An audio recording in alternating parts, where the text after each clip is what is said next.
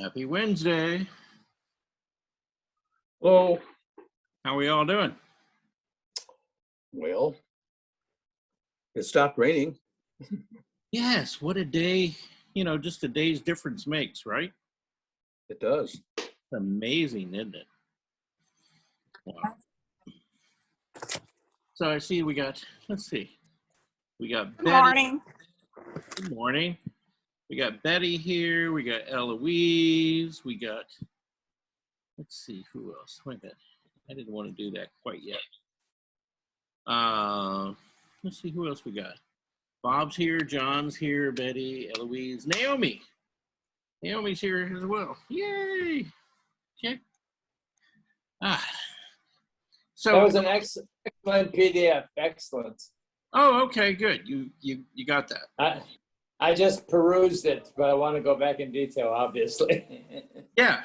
We'll talk about it, and actually, we're going to look at a video that he produced, and I guess it's been about maybe 10 years ago. I dropped a little money, and I bought a series of his videos because I was interested in his process, and in watching his videos, he can be a little bit. How do I want to say this? It's a little bit technical, and he doesn't speak in a way, that I think an average person can really grasp on the first round, really kind of what he's saying. You got to go back and listen to it a few times. Now, if you're an academic, you'd probably get it. But, I thought that was one of the big flaws in his video was, and I know he's trying to cater to a particular demographic out there and people who kind of talk in those terms, but for most average people, they're not going to express things quite that way. So you got to kind of translate a little bit with him, and that's fine, but does some beautiful work, and really interesting artist to look at. So I wanted to spend a little time sharing these videos with you guys, and even though a lot of you are not oil painters, which is what he does, I guess what I want you to get out of it is I want you to kind of look at his overall process and how much care and how much time he takes in developing, even a concept or an idea for an image. Because really, that's it right there. That's the kernel, that all of you need, which is, how do I take an idea that I've got out there kind of floating around my head, and I begin to kind of actually make it, turn into something, real, something that I can create. And I think he's got a good process, that you guys could probably learn from. And of course, you're going to take different steps, but these are all good things for you to consider. So that's why I'm going to play this today. And, it was about time to get it out, dust it off, and, look around a little bit, see what else, kind of go back and review it again. So anyway, Betty Bates, how are you doing?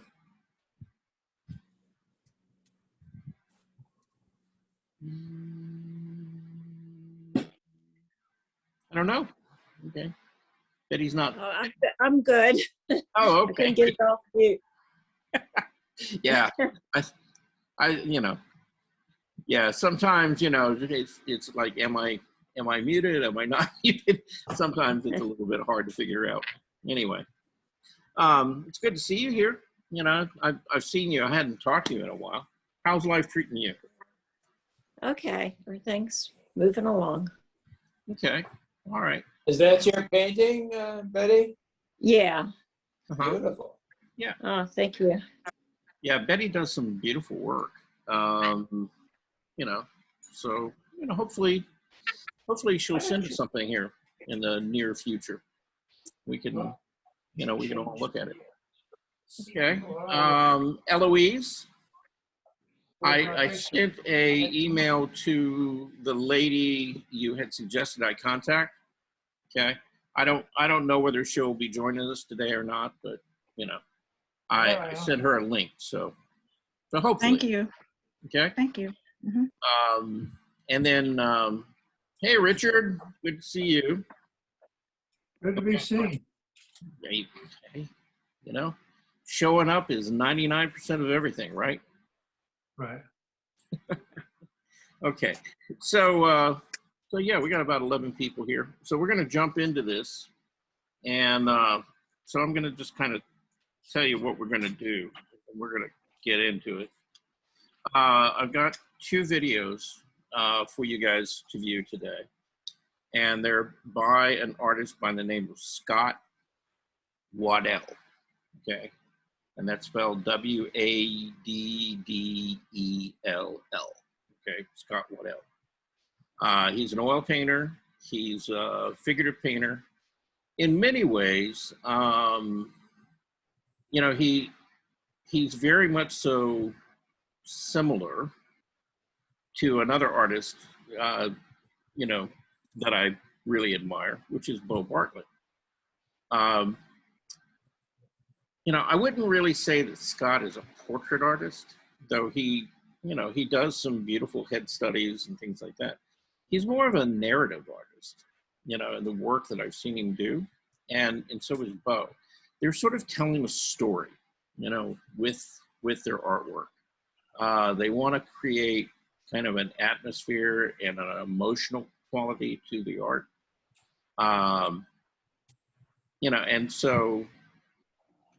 And in many ways their painting technique is rather different, but they're both contemporary realist artists. And Scott in particular has a very very well thought out and planned process. And so we're going to watch this video, and he's going to kind of explain what that is. And it would be worthwhile, for you, when you're trying to develop an idea or something like that, which is really kind of what we've been talking about really the last month or two, is how do you take a bit of inspiration and then, how do you develop it into something, that, is a beautiful piece of artwork that expresses what you want to say. And so, we're going to watch this video, and there's 2 parts of it. There's a general introduction, and then I'm going to give you one of the segments, which is on like clothing and background, because you might pick up some tips on how to paint things like fabric. We've talked about doing that before, and backgrounds, and just general kind of, a painting approach. Now that one segment is one of about 5 videos that are all part of this particular segment of this course. So, it's fairly extensive. And in total, if you watched all of the videos, it would be about 7 or 8 hours. Okay, so it's kind of in depth. And we may, if you guys are interested, go back and look at other segments of this along the way if you want to. But, for today, we're just going to cover the 2. I've seen him one time already too. Yeah, we watched. Yeah, it was just the other day. Yeah, we watched something. Oh. From him. Yeah, and Has he written any books? no, not that I know of. Of course, I hadn't really followed him that closely, but I got these videos, like I said, about 10 years ago, and so he's he does a lot of workshops. He does a lot of videos and things like that. And they're good. I mean, they're very technical, in some ways, and a little bit on the dry side for some people. But they're still full of a lot of information. And I think you'll get a lot out of what I'm going to show you today. And if you want to look up his work online, I'm sure you can find information if he has written any articles or books. I know articles like in, I think it's like Fine Art Connoisseur or some of the other art magazines. I know he's had several articles written about him within the last 10 years or so. So there are things out there, that you can get more information on. Okay. All right. So away we're going to go here. Let me see. I'm going to reduce that like that. And then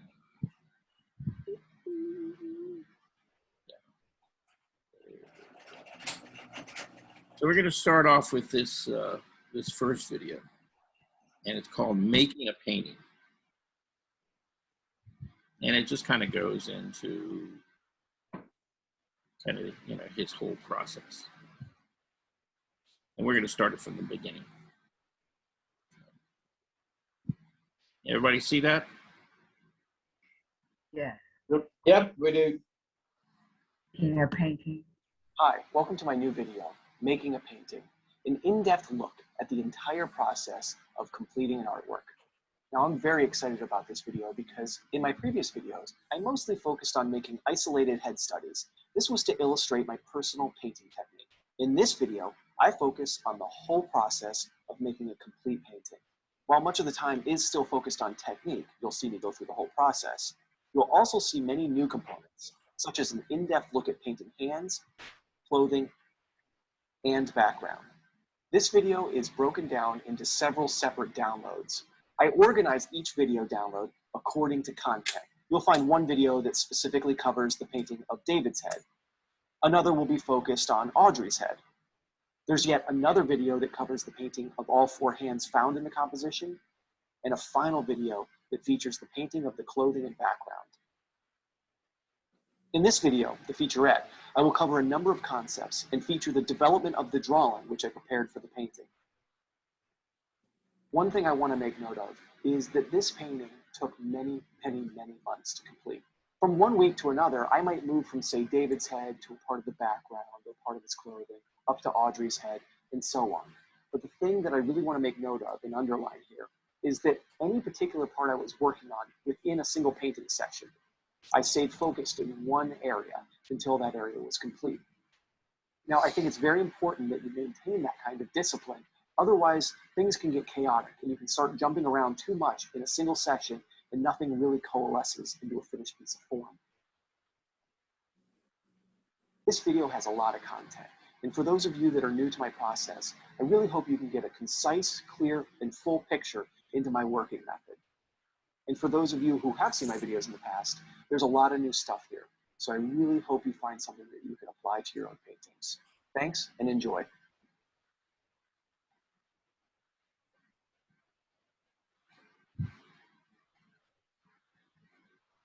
Here is a very simple breakdown of the materials I used in the creation of this artwork. First, drawing materials. I used 140-pound watercolor paper. You can use any number of papers, but this is generally very durable and can sustain a lot of erasing. I draw with different kinds of pencils all the time, but I've come to really enjoy erasable brown color pencils. They have a nice feel, are erasable, and produce a nice sepia tone. This is the only pencil I used in the preparatory drawing for this painting. While I do often use the eraser on the pencil itself, my main eraser is a kneaded eraser.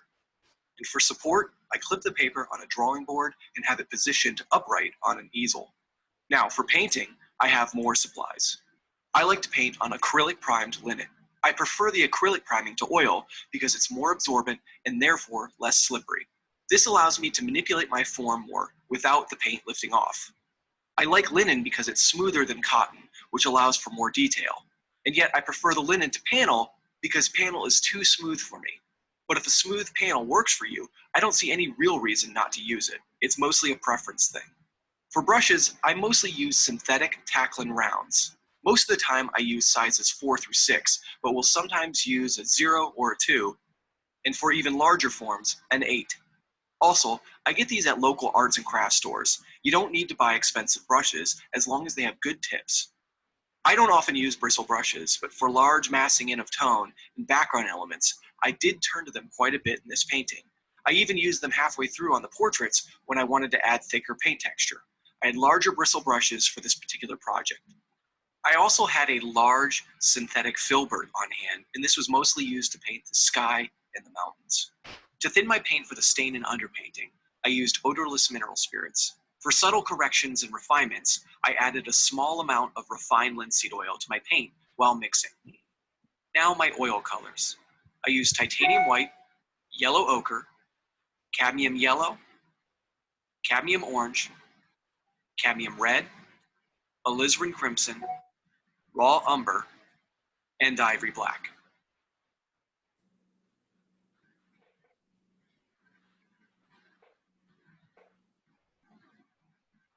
I want to take some time to discuss some of the things I considered while designing this painting. I've learned from previous paintings that it's not always good to go in with an exact pose in mind. Sometimes when you get your models into those poses, they can look too stiff and unnatural. The scene was about grief or loss. It's about two people who have lost someone in their life, and they're on the outskirts of a frontier or old American West town at a burial site. I told both David and Audrey the content of the scene and let them act out various poses. Eventually, they landed in a pose like this, and I really liked the dynamic relationship between their two figures.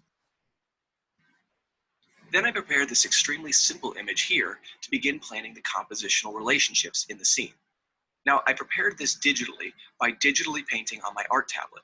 I used to do this kind of thing by hand and paint, but have come to prefer the ease within which I can make changes during this planning phase. If you prefer to do it in paint, the same concepts and thoughts I'm about to discuss still apply.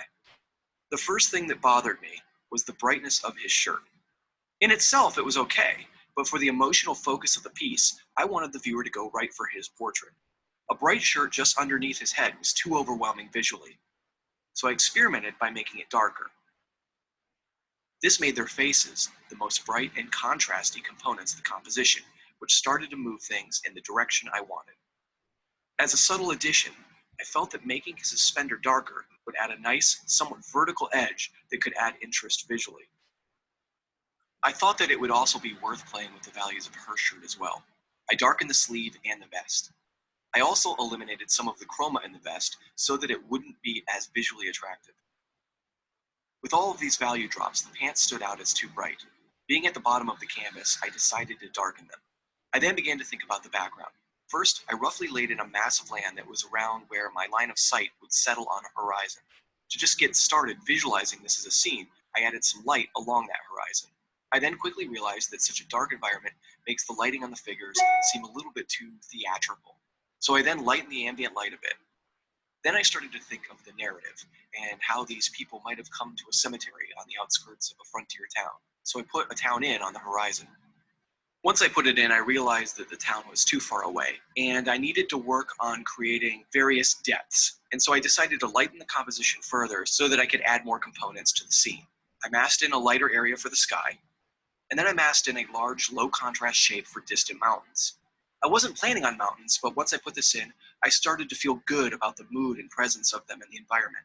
But once you finally find the scene or components you want, you need to design them into aesthetically interesting shapes. That includes the shape of the individual objects, in this case the mountains, and the negative space shapes they forge with the figures. After some tinkering, I ended up with this.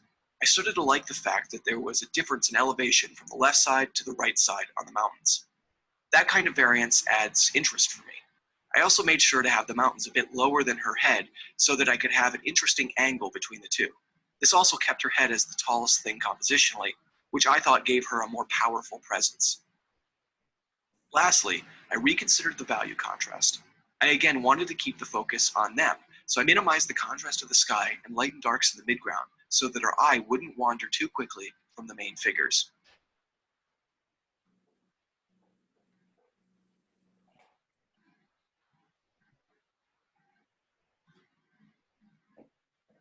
I cover a lot in this video. Some of the preparatory stages are covered here in the featurette, and all of the various painting stages are portrayed in the other video downloads. For that reason, I thought it would be helpful to quickly go through each step of the process here in this little section. I began the whole process by hiring models and then planning a composition as discussed in the last section. I then prepared a complete preparatory drawing. That's covered in detail in the next section of this video. Once the drawing was completed, I scanned it into my computer, cleaned it up, and slightly modified the size of David's head to be larger after I realized I had drawn it a little bit too small. I then took the whole drawing and enlarged it many times over so that it could fill up my large canvas. I then printed out several 8.5 by 11 sheets of paper and I carefully taped them together. I then had to transfer this to my acrylic primed linen canvas. I did this by rubbing Conte crayon all over the back of the enlarged printout.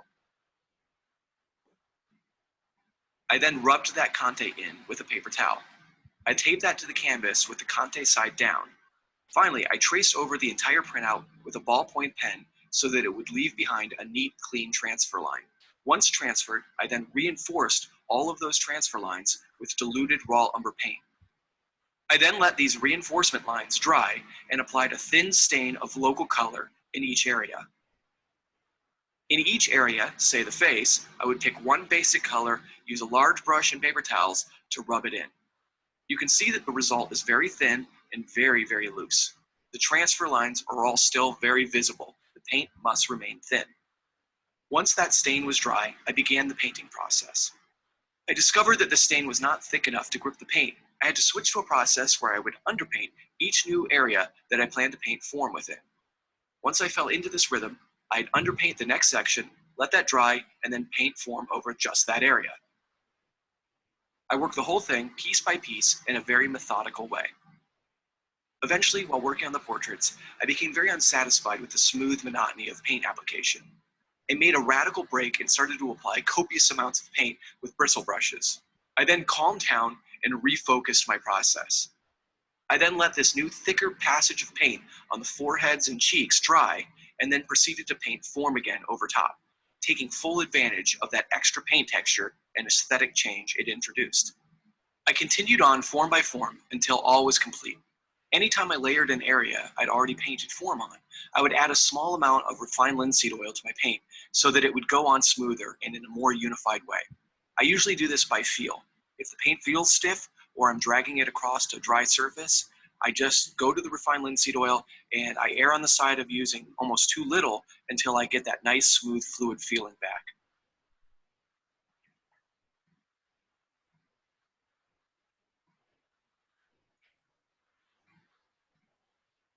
Drawing two figures together is going to obviously present new challenges, but my big recommendation is that you still treat it as simple shapes and also try to limit how much you do at a time. So I start with the basic shape of Audrey's head here, and I'm doing a very simple envelope looking at the shape of her head and the mask of her face. And then I immediately look for the big, large shape of David's head. And something that is very important in terms of associating them with one another correctly is looking at that negative space between them. So if you look at that distance between them and that shape it forges, think of drawing that as carefully as you would their face. Something I also realized early on here as I was negotiating these shapes is that that distance was too big and I needed to move Audrey's head over to the right. I was also having a little bit of anxiety at this point that the drawing was going to run off of the side of the paper.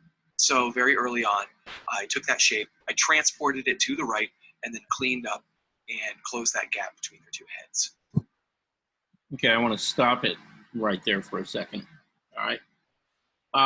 We've done a lot of figure drawing, right? And we haven't really worked with like two figures in a composition very often, but we have a little bit. What would be an easier way, you know, for him to have positioned that on the paper and been relatively assured that when he developed the drawing that it would have been compositionally in the right place. Anybody got any idea? Gesture drawing.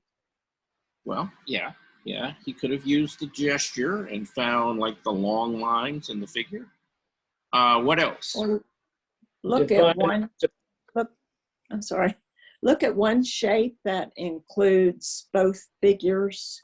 Yes. So that, Do you remember what that's called? no, Okay, it's called an envelope. Okay, yeah. let's go back and look at the, see if we can find, we'll go back to where we were, but yeah. Okay, yeah, if we look at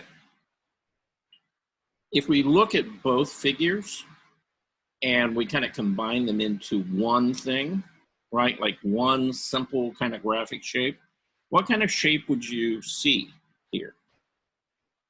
Triangle. Triangle. Yeah, there's a big, huge triangle right there, see? And one of the things that, I talk about, and a lot of, drawing instructors talking about, is, always look for those biggest, simplest shapes first, right? And if this is a very complicated image, there's lots of little parts to it, right? But overall, when you're looking at that whole composition, you can see that it's almost like there's a big triangle there. And if you just kind of rough that in, it's like, okay, so my figures are going to sit kind of within this. Now, that's going to give you a rough placement, see? And that way, as you start, positioning their heads, things like that, you're probably better able to, I guess, see that you're going to be able to get everything on that page, without the drawing keeping on growing until parts fall off that you don't necessarily want to fall off. And so, again, it's going back and it's like, and I know this is difficult because, when you look at something, you begin to look at all the little nuances, and you have to train yourself to really go back and just look at those big, simple shapes. It sounds, like a simple thing to do, but so many people miss that, and you're caught up in the moment and you kind of just forget about it. And you got to stop yourself and just kind of back up and really look and kind of think that through a little bit. Okay. Charles, I'm not familiar with the term envelope in art, so that means grouping figures together? Well, it's not necessarily just figures, it could be a figure, but it could also just be like, big shapes, like, what shape is the landmass, with the trees versus the sky, right? So, it's how you divide up, your composition. If you have a canvas and it's a particular proportion, how are you going to get those big shapes on there? So you look for, the biggest shape first, right? And it, that big shape may include, like a lot of buildings, trees, things like that, but it's all part of the landmass. And so, you roughly place that, and then, your remaining shape would be your sky, right? And then you can go back in, you can start, breaking it down into other big shapes. Like maybe all your buildings are grouped into one big shape. Your trees are grouped into another. And so, yeah, that's creating an envelope. See? Okay, thank you. Yeah, it's just a big overall shape to represent, a group of objects, right? And then, as you develop the drawing, you're going to break each one of those down into smaller components and values, right? So, Okay, thank you. so yeah, an envelope would have helped him there, quite a bit. Tilted in from the shape of the shadow on her cheek to the shape of her eyes to the shape of her nose. And again, kind of like that distance between Audrey's head and David's head, the space between that shadow shape of her cheek to the orbit of the eye is treated as a shape as well. So I really negotiate that space as I plot those features. Now, in a similar fashion, I am tilting in from the shape of David's hair to the features of his face. And I find myself often doing this thing that I call counting through the shapes or counting through the spaces. So I might have the shape of the hair, and then I tilt into the next thing, which is the eye, and then I tilt to the other side of the eye shape, and then I tilt down to the nose shape, and then I tilt to the mustache, and then to the beard. So I go in this sequence where I'm locking into the proportional relationships inside this drawing, and I count my way through each thing.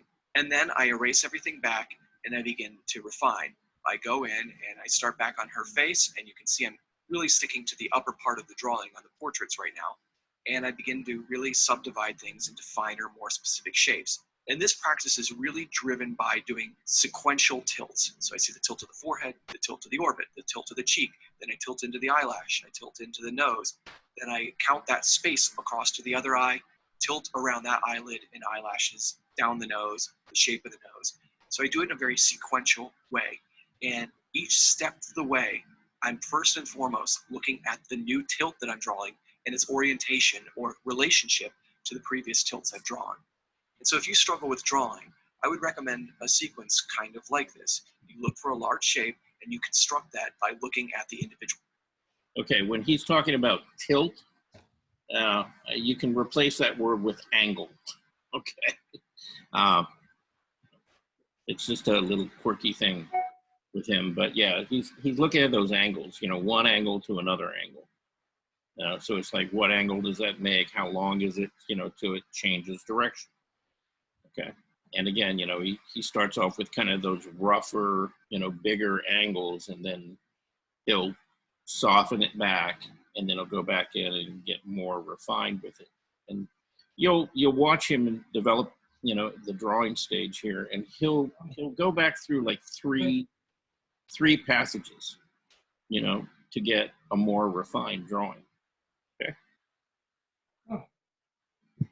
Tilts. You draw one tilt, you draw the next tilt. You think about how the two of them relate, and then you carry on. Once you get a number of tilts put together, you now have a shape, and you can look at that shape and compare it to the But you shape. willing to turn it off, aren't you? And that's essentially what I did here with Audrey's head. Is I broke it down to the large shapes, the light shape of her face, the shadow shape. It was made up of tilts. I followed the tilts in a very sequential way. I counted the spaces between each shape and element, and I got everything down, which might have to refine and change, but it gives me something to work with. And from there, I can push down to David's head and repeat a very similar sequence. Now, I do often hold the pencil up to find plumb lines. I'll comparatively measure things, say, look at the height of David's head, hold up my pencil to get that measurement and compare it to Audrey's head. I might compare Audrey's head down to her body to make sure that I'm getting the right height for the neck and her shirt. But I keep working in this way where I take this upper third of the drawing, the portion of the drawing that has their heads in it. I look for the simple shapes, break them down according to tilts, and I do this in a series of waves where I do that up to a point. I roll it back with the eraser so that it is less distinct, and now my new lines can stand out clearly on top. So did you see how that Each new works? phase, I try to get Yeah. a little bit more detailed, have a little bit more resolution, and I get a little bit more conceptual. And what that means is that in the beginning of the drawing, I was really looking at things flatly or two-dimensionally as shapes so that I could establish these large relationships and proportions.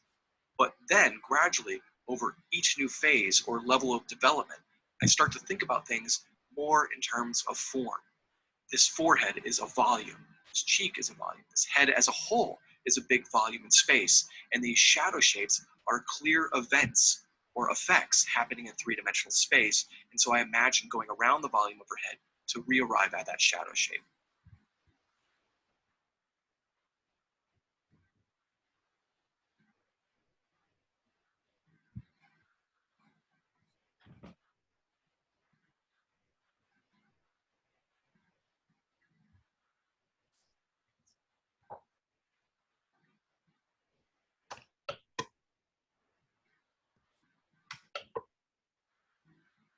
And I'm following a similar pattern here with David's head.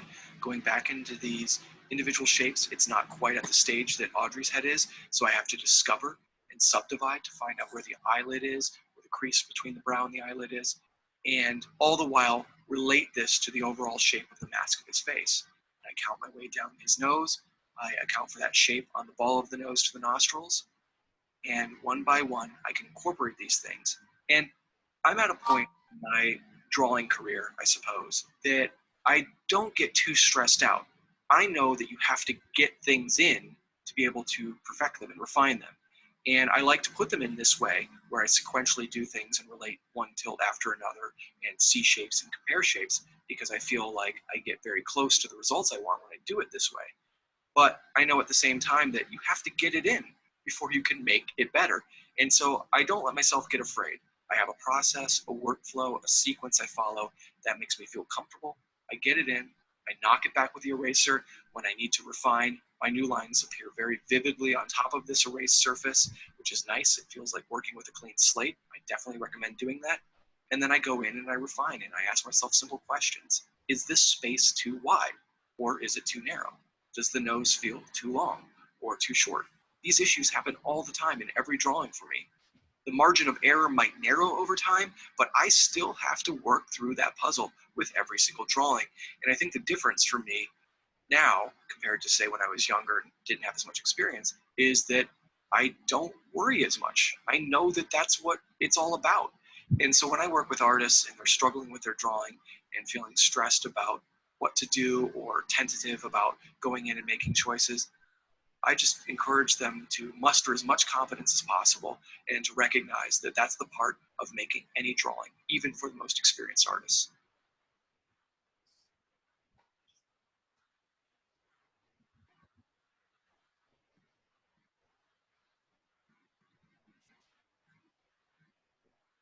And I take this thinking and I apply it downward and throughout to the clothing, which is comparatively a little bit easier. I have to be certain that I visualize a body underneath so that the proportions hold up and make sense. But there's a little bit of leniency in terms of getting the tilts just right on some of those clothing forms. That doesn't mean that I don't shoot for that same standard, but I can move with a little bit more momentum.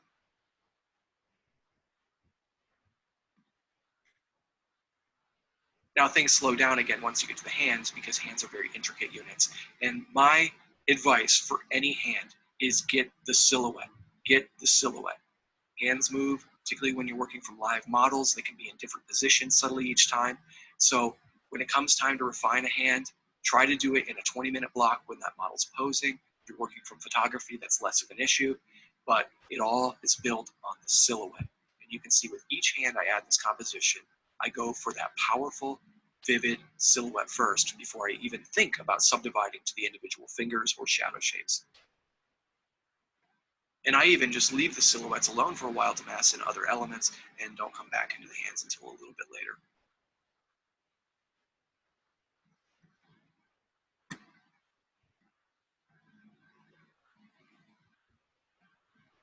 The silhouette is a very, very, very important tool when drawing.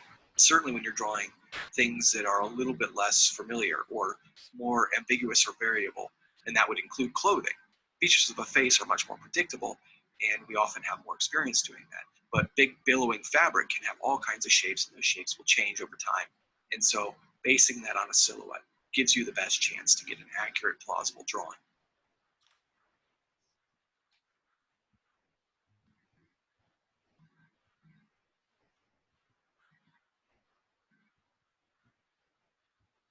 You can see me breaking down the hand by introducing subtle tilts. I tilt into one finger, the next finger, the next finger. I find salient shadow shapes, and I incorporate them in the same exact way that I might have incorporated in shapes within the interior of the face. I count my way through, considering each space as I do it. So tilts, shapes, and spacing.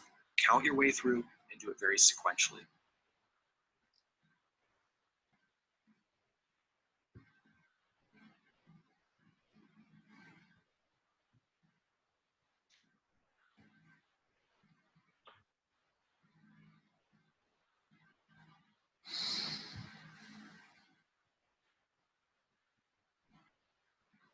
Now I've gone back through and refined this drawing a number of times now. And in this phase, which I would call the final phase, I've really converted to a completely conceptual way of thinking. So I'm thinking very little about shapes and mostly thinking about that conceptual volume and the three-dimensional light effect. And this serves as a great rehearsal for painting form eventually. The reason for that is this. Seeing simple shapes in the beginning is very helpful in terms of setting up proportions. But have you ever had that experience where you go in to paint something, and let's say it's an area of the face, and as soon as you start to paint, you wonder how it is that you ever saw that proportion so off. You perhaps drew it way wider than it ought to be, and as you're painting, you recognize this issue right away. That's because you're in a different mindset when you're rendering form. You see space differently. And the fact that you see space differently when you're looking at things two-dimensionally as flat shapes and three-dimensionally as form can be used to your advantage. You want to have both of those things come into play in the drawing process so you can solve as many problems as possible. And so that's essentially what I do here. I solve as many problems as I can flatly with two-dimensional shapes, and then I reinterpret it as form. And again, that gives me a good rehearsal for painting form later on, but it also helps close the gap on many errors throughout the drawing.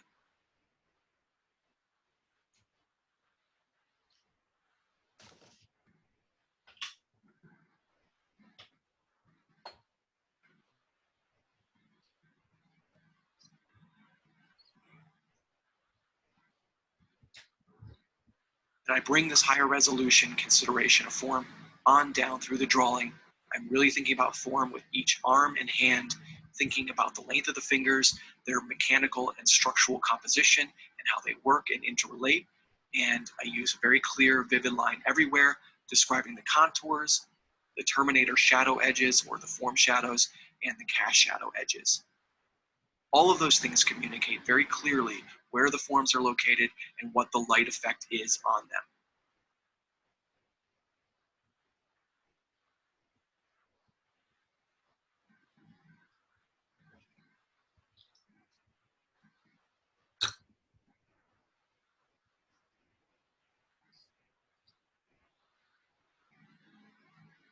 And this goes for any stage of the process, but I would really encourage patience here. For me, it's very easy to get lazy in an area and just sort of put a few lines in or a few dash marks, and that ends up being a mistake later on. And the question you always have to ask yourself is, what would the future version of you who has to paint this want in an area before they go in and paint? And as soon as I ask myself that question, I think, you know what, I'd really like to know where all these particular edges are. I'd like to know where this light effect is. Because if I have to find that while painting, or if something's very unclear to me when it comes time to paint, I'm going to be much less successful in my render than I would be otherwise if I took the time now to find where everything is and plot it as carefully and accurately as possible. So put that time in now. It will certainly save you time later on, and you will perform that much better when you render.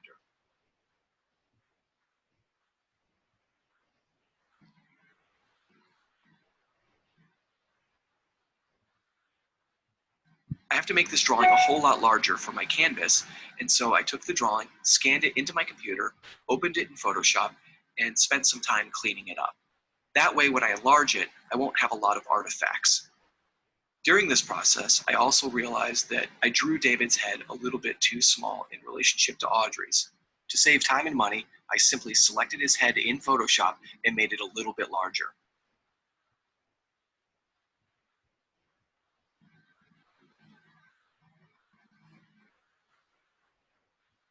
I wanted to go over a few things regarding my palette and how I mix colors. First, my colors are titanium white, yellow ochre, cadmium yellow, cadmium orange, cadmium red, alizarin crimson, raw umber, and ivory black. Now, when I'm... Okay, I want to stop it right there for a second, okay? Now, if you look at the colors that are up there, you know, pretty much so. What he's using is what is considered a Zorn, Z-O-R-N. And it's you know, from an artist, Andres Zorn, who painted back in the 1800s. But this was more or less his palette, okay? So he used the cadmiums, yellow, orange, and red. He used an alizarin crimson, a yellow ochre, a white, and the thing that Zorn didn't use in this palette was this raw umber. Zorn used an ivory black, and that replaced his use of blue. He didn't have any like cobalt or anything like that out. You know, he basically made his blue out of the black paint that he had on his palette. And depending on the black that you choose, and we've talked about this before, you know, black has a very high content of blue pigment in it to make that black. So a lot of artists just eliminate the blue and use the black, you know, as their cooler temperature mixture. So just be aware of that. So that this is often considered, you know, a Zorn palette. Any questions about that?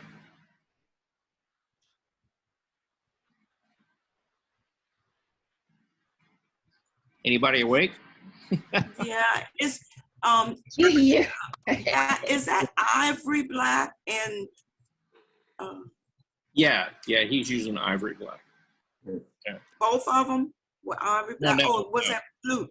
The last two, what are those colors? Well, that was raw umber, not burnt umber, raw umber. Raw umber is cooler, and you know, it's kind of this dark, cool brown. And I recommend it on the palette a lot of times because it's the fastest drying pigment on the palette. So if you're doing an underpainting or a sketch or something like that, usually you can put something down in raw umber, and within half hour, 45 minutes, you're able to paint back over it because it dries very quickly or sets up very quickly. And, you know, so you're not going to get a lot of it kind of creeping up through your later layers of paint, right? The ivory black, again, is if you're going to use a black on your palette, either an ivory black or a bone black are the ones I would choose because, again, they're a little bit lower in that blue pigment content than if you go with a Mars black or, you know, any of the other blacks that are commercially out there. You know, ivory black is a pretty popular color for a lot of artist palettes if you're going to use black. You know, like I said, it's a little bit warmer. You know, you can shift it easily, and you know, and it mixes really well with particularly a lot of those cadmiums, things like that. You can make some really nice color with the combination of those two. If you use a Mars black and you put it with like a cadmium red, it's really going to neutralize and muddy up that red very quickly. With the ivory black, it's, you know, you can shift it a little more slowly. So that's the advantage of using those. Okay. Yeah, I did an ivory or a Zorn palette a few years ago, and on a panel, and the orange was not there, and the raw umber was not there.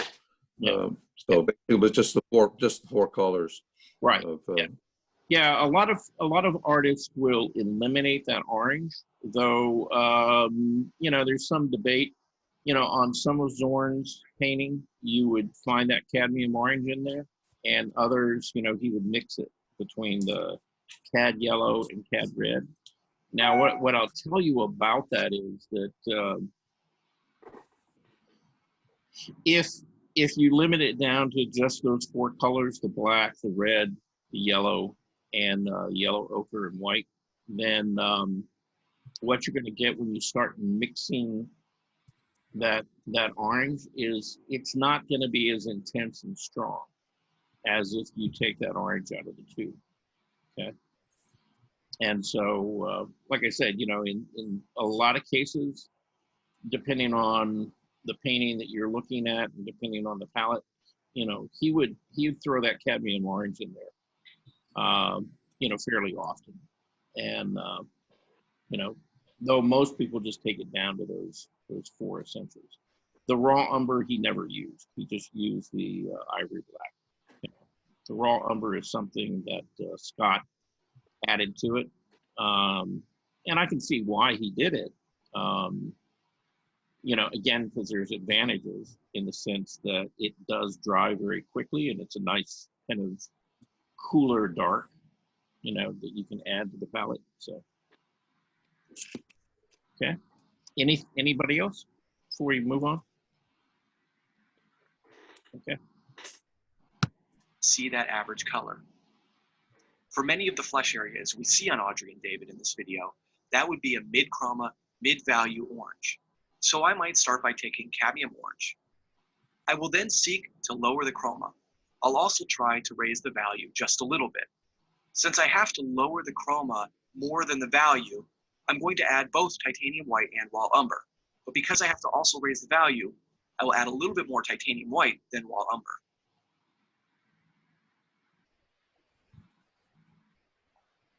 I then see that perhaps my mixture has cooled off or neutralized too much. To offset this issue, I add a touch of yellow ochre into it to warm it up and infuse it with a little bit more chroma and yellow. This is my typical pattern for mixing out flesh tones and changing the value. Now, when I look at form, two main things can change to affect this color. First, the light can change, which will either cause it to lighten or darken in value and raise or lower in chroma. Second, the local color can change, which essentially means the local surface of the flesh can change to a different color. Let's start with light. Suppose the light drops off. That would mean that the color would get darker in value. It would also lower in chroma or saturation. So I would start by adding raw umber to lower the value in chroma. Now, suppose the light intensifies. I then have to get lighter in value and higher in chroma. To get lighter, I add titanium white. But unfortunately, the white will take chroma away when I actually need to be raising the chroma. So I also add cadmium orange. Because that's such a chromatic, powerful color, it can influence the white enough to get that chroma up with the value. Now, local color changes a lot on materials. In flesh, we often see shifts from reds to yellows to neutral grays. This can be because of the thickness of flesh, the thinness of flesh, proximity of bone under the surface, or the presence of darker surfaces below, as with the orbit of the eye just under the lower eyelid. In all of these instances, you'll have to make modifications to your base color. But I would advise, as much as you can, mix these changes into or from your base color rather than starting a brand new mixture elsewhere on your palette. The local shifts, especially on flesh, aren't as vast as we might think. If you have to go a little bit red, grab a tiny bit of cadmium red and mix it into a little edge of your base color. If you have to go yellow, do the same thing with cadmium yellow or yellow ochre in a different area. Likewise, if you have to mix something to be more neutral, do it as a little branch out of your base color. Painting is full of complexity, and you will often have to deal with light changes and local changes at the same time. But simplifying your mixing practices according to this and operating out of a base color can really help.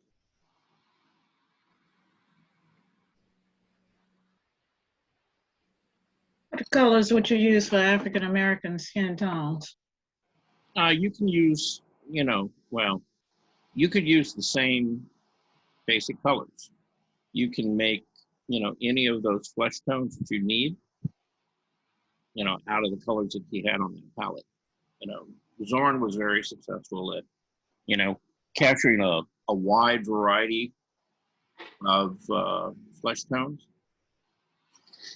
Now, I personally don't use a Zorn palette. The palette that I do use is one that was basically taught to me by an artist by the name of Antonio Manni, and he was a portrait painter. And I've demonstrated that a couple of times, but it's very similar. It's basically a cad red, usually have like two reds, like a warmer red, which is cadmium, a cooler, which is the alizarin, a cad yellow. I don't use generally a yellow ochre. You could if you wanted to. It's a shortcut, but that's fine. A cad orange, and then I have a color on my palette that is called Naples yellow, white, sap green, and dioxin violet. And those are the colors that I basically use. And, you know, much like Scott, you know, Tony basically set things up and he created what he called a flesh base, right? And in all of his portraits, basically what he did is he took that Naples yellow and cad orange and he would mix it until he created what is referred to as a melon color. And melon, if you want to think about it, our skin is pigmented with something called melanin, right? So it's this kind of orangey yellow sort of color. And depending on how dark your complexion is or how light, you can mix it accordingly. You know, the darker it is, you know, the more orange it is. The lighter it is, probably a little more on the yellow side. What about blue? No. Nope. Why not? Well, you don't often find blue in skin. Now, if you think about it, if you use that dioxin violet, that's got a lot of blue already in it. So it kind of replaces that. You know, instead So of. what does he use? What, sap green? Well, no. Well, Tony used sap green and then dioxin violet. Okay. Okay. So, and I'm trying to explain that process to you right now. So the first thing you do is you mix the flesh base, right? And you put that out there in the middle, and you got a good sized pile of that. And then, you know, you have 4 points around it. So you'd put alizarin crimson and cad red, you know, on one side.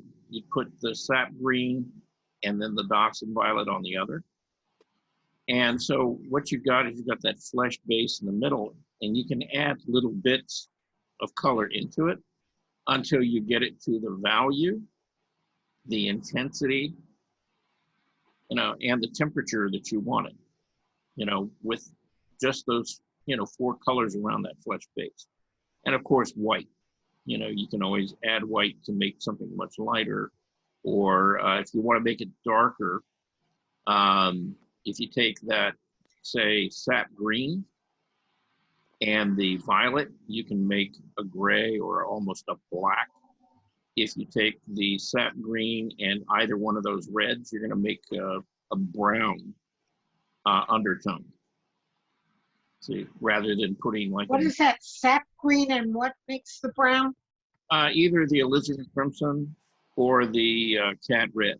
You know, anytime green and red, they're going to neutralize each other, and it's going to make kind of a brownish, you know, mixture out of it. Uh-huh. So, and I've, you know, out of all of the different palettes and approaches to making skin tones, flesh tones, I found Tony's process to be, you know, probably one of the better ones out there. You know, it uses a small number of colors. You can achieve like almost an infinite range of skin tones, you know, from anyone who is like, you know, like a deep, deep, dark African skin tone, almost bluish, you know, to someone who's very fair and European. And so you can mix any of those colors with that limited amount of color out there on your palette. And it's just, you know, we've experimented with things like that, and I've encouraged you guys to, you know, to play with trying to make those different skin tones. And so if you'll, you know, if you play with that palette, you know, I think you'll find that you can really get almost anything you need out of it. So, okay. I threw my palette up on my background, my Zoran palette. Yeah, yeah, yeah. And you know, I mean, if you look at some of those color mixtures, Eloise, as you can see, you can get very dark in value. You know, and so again, you know, you can get a wide range of skin tone. And I think I've shared my, my palette with you guys, and, which is really Tony's. And shown like, in fact, here, it's behind me. Ah. Okay. Can everybody see that? Hello, hello? Yeah.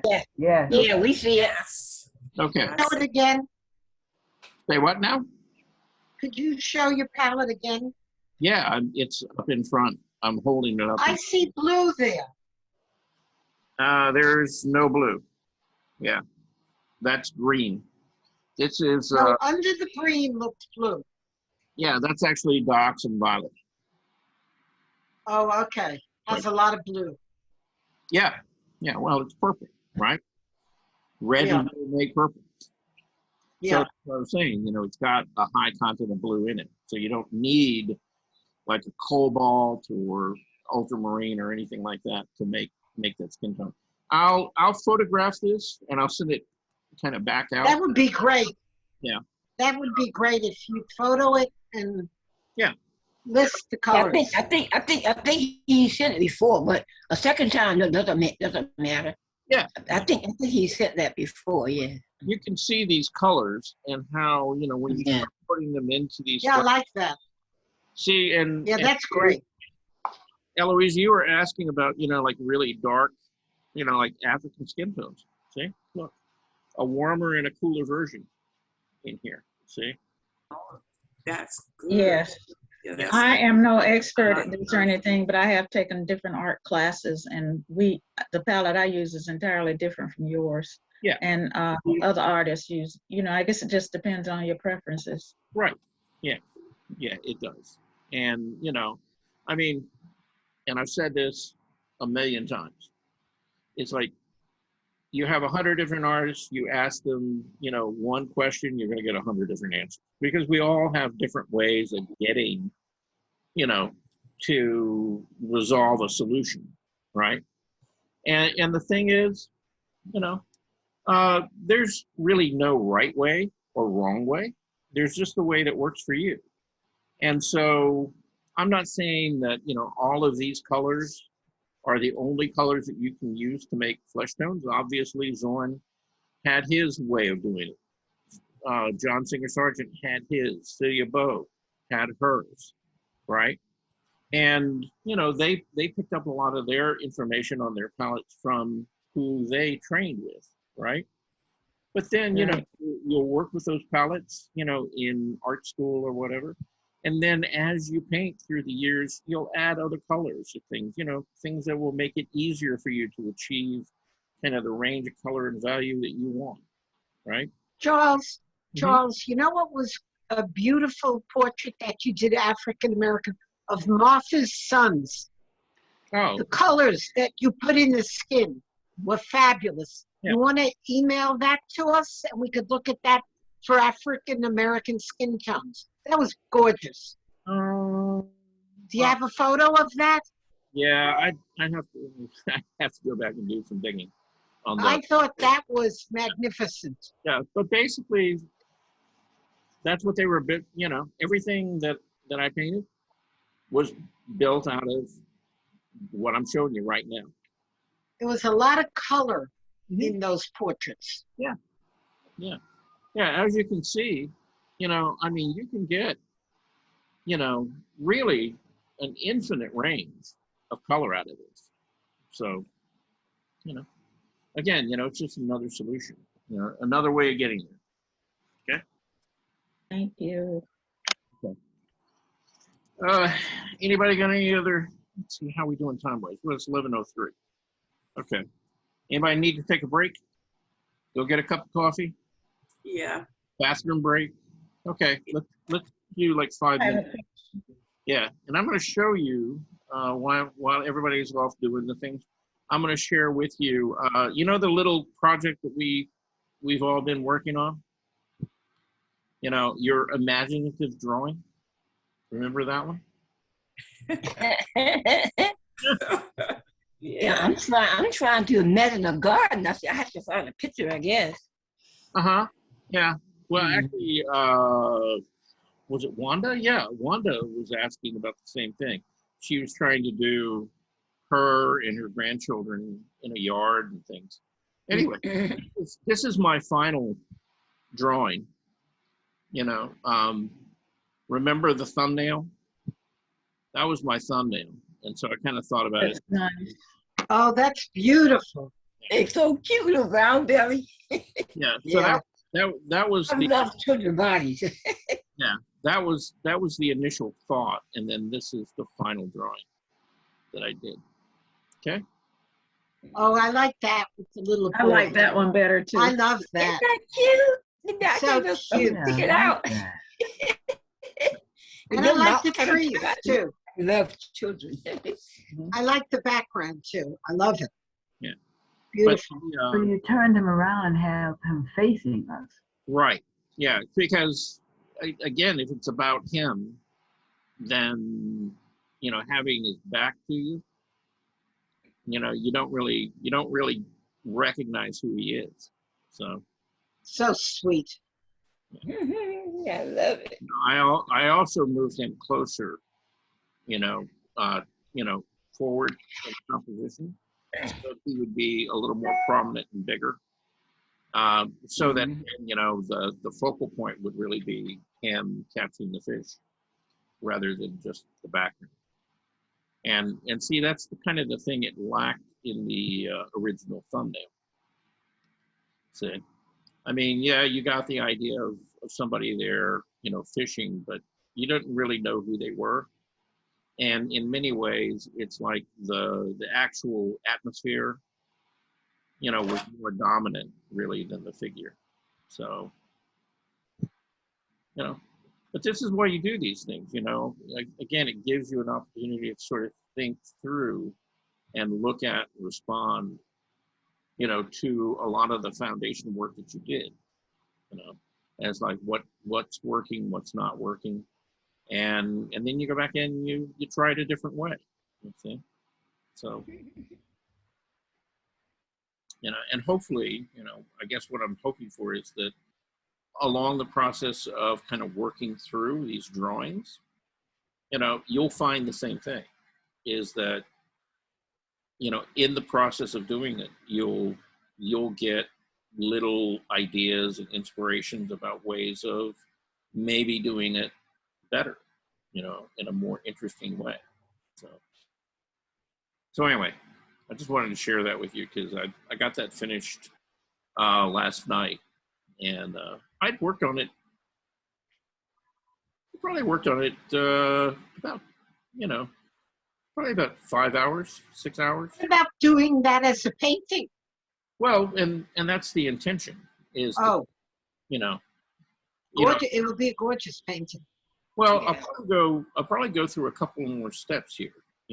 I'll base it off of this drawing, but I'll probably do like a little color study of it, and play with, and I may do like 3 different versions of it as a color study.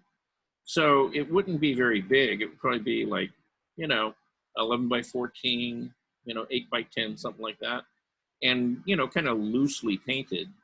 So I could work out color and mood.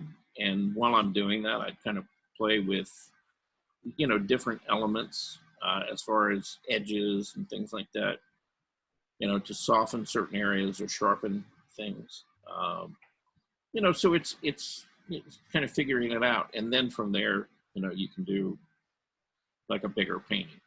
And, something like this, you could paint this probably on like an 18 by 24, and you would have plenty of area to get in some fairly accurate detail. It wouldn't be a portrait or anything like that. It would be a figurative painting, but you could still get it to feel like who you are painting. And so yeah, I'll play with it some more. Hey, Charles. Yeah. Now, your process is, the thumbnail, adding, playing with color and things like that. And that's what I didn't really grasp or like about what everything was digital. He did all his prep work was digital. It seemed like. Well, in this particular instance, he's kind of gone to doing a lot of that preliminary work, like color comps and studies and value studies and things digitally. And the reason that he did it is that it shortens the amount of time because he can take, let's say he's got a little piece that he's working on. Well, he can save that at different stages and he can go off different directions and explore it. What if I made this more blue, or if I value right. or warmed up the temperature overall or cooled down the temperature overall. See, he can look at it all those different ways. Now, if you're doing it traditionally, that means that you have to do 4 or 5 different pieces. Yeah, that's true. Yeah. So it's the economy of being able to make changes quickly. And that's really where the digital art thing comes in to be, useful and in some ways an advantage. Because again, you can play with lots of different versions of it. How old was that video again? It's probably about 10 years old. Yeah, I was surprised when you said, I thought that's what you said, that I didn't realize that the digital capabilities were available that long ago, that period. Yeah. Well, I mean, it's 2021. That would have been 2011. Yeah, that's true. That's true. Yeah, it's really, when you think about it, it's not like we're talking, a video from the 1970s or 80s. Right, that's it. Right. Yeah.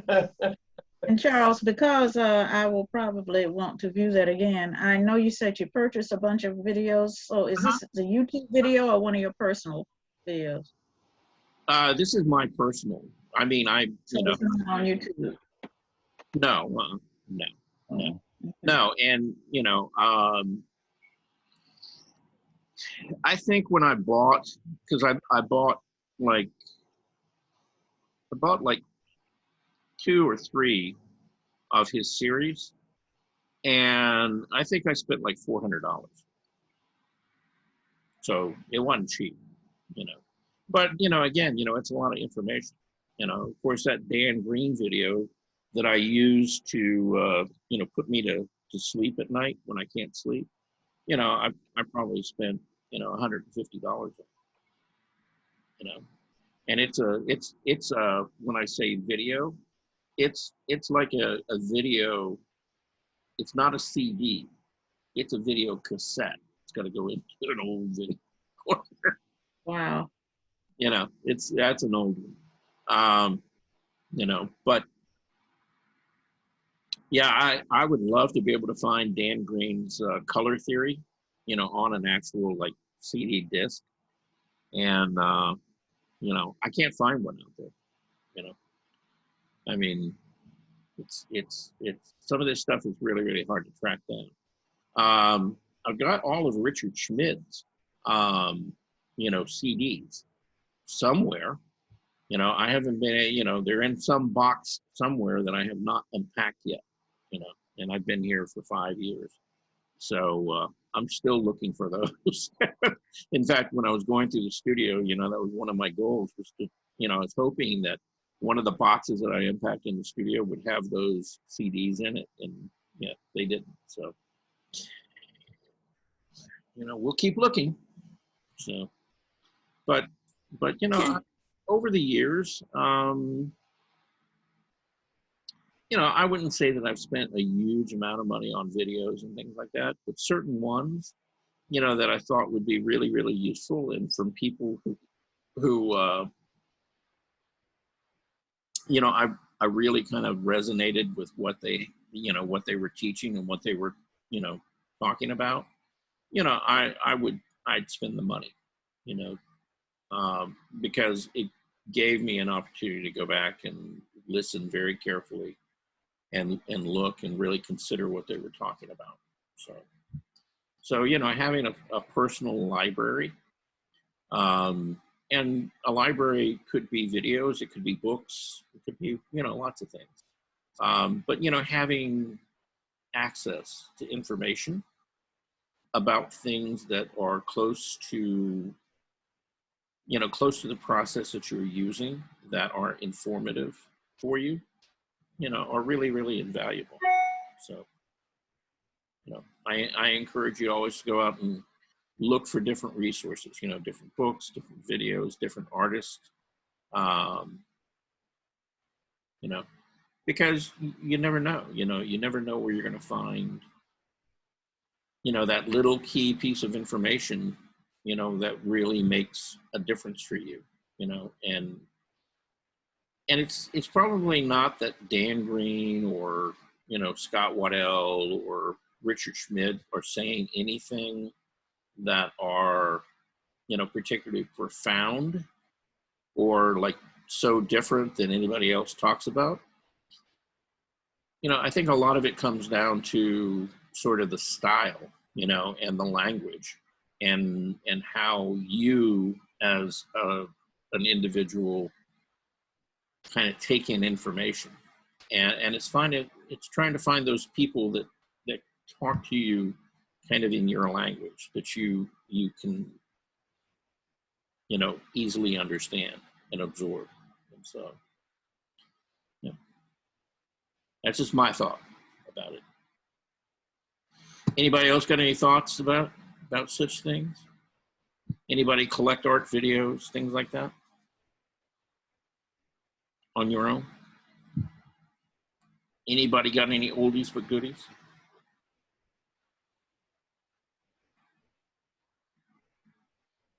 Is anybody awake? Not art videos, no. I think I will start an art book, a video resource collection based on what you just said. Yeah, I mean, look, I joke about, Dan Green's video. I've probably watched that. Well, I've had to watch it probably a couple of hundred times, just to get through it completely, because it really does. It's the best thing for insomnia. 20 minutes on the couch with a Dan Green video, and I absolutely guarantee you, I will be sound asleep. Okay. But, I mean, you get to know. You send videos that are not available online then, right? Yeah, the Dan Green thing, I haven't seen anything converted to like a CD or a digital download. It may be out there somewhere, I still have the old video cassette, and that's the one that I use. And, but I mean, there's so much in there. I mean, it is just packed with lots of good information. It's just his delivery is so dry. It's wonderful stuff, I mean, the guy knows color like nobody's business. But, but yeah, I personally, I can only speak for me. It's like every time I watch it, it's like, it's a challenge, because you just want to take a nap, but, but like I said, I've watched sections of it over and over and over again. And, I've seen the whole video. I finally got through all of it. And, I'll go back to different parts of it and listen to it, when he's talking about a specific subject. And as I said, there's just an infinite amount of information in there, but it's, you just got to go back and listen to it over and over again. And it's like anything else. It's like when you went to art school, and your teacher was, kind of saying the same thing over and over and over again to you. And you thought that maybe, okay, yeah, all right, I got it, right? And the fact is, at the time, maybe you got a little bit of it, but it's like 20 years later, it's like the light bulb goes off in your head, and you understand it on a whole totally different level. It's what we call epiphanies, right? And You didn't hear, pardon? maybe you didn't hear Bernice's comment. She was trying to complete a sentence for you. Oh, She used the word boring. yeah. People who you thought were boring. Yeah. Yeah. Well, and you know, I mean, sometimes they are, you know, a little bit boring. You know, it's the delivery. You know, well, it's part the delivery and it's part whether you're ready to hear it or not. So that has a lot to do with it. Okay. All right, so everybody's back, right? Everybody got coffee, you know, so we can get caffeinated and stay awake. Okay. We're down to 9. We've scared people away. Okay. But we're going to watch this second part. And now, as I said, this particular series of videos, he had, I think, 5 or 6 parts to. And this is the last part. And he's talking about the background and doing fabric and things like that. But again, you know, this is like one of the segments, but there's a lot of good stuff in there. And so it's well worth watching. And, you know, I'd encourage you, you know, look at it carefully, listen to what he's saying, and, you know, maybe make some notes, you know. You know, we've talked about, you know, drawing and painting fabric before, and it can be a challenge, right? But, you know, he has, I think, some good things to say in here. So let me get to it, and we'll share it. All right, there you are. Player, yeah, okay, good.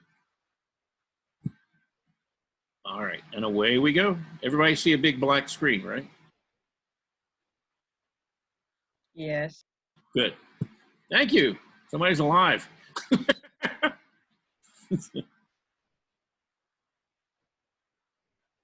Now this is a big painting and it has a lot of parts. The portraits themselves, the portrait of David and the portrait of Audrey, are pretty close to life size. Something I did to personally break up the monotony as I worked through this painting and all the various parts was that I would work on different parts at different times. Now, I was careful that in a particular session, I didn't jump from David's head down to his shirt or jump from David's shirt over to Audrey's shirt. I still tried to compartmentalize my tasks and in a 3-hour or 4-hour session, work on one particular thing at a time. But I would still, week to week, session to session, find different forms that I could get interested in. Is there a picture? You can see me beginning David's shirt, and it's after I painted a lot of his portrait. Is there but a you what? can also tell that I haven't fully modeled A his picture. My screen is still black. and Oh, it some is? of that times out to when I'm actually able to paint David. I'm seeing a picture. You are? Okay. Mhm. Is Okay, anybody else listen. having trouble? Hello? Okay, I'm seeing the I got- video. I got a picture. I got a picture. okay, it must be my thing. I'll fix it. Mhm.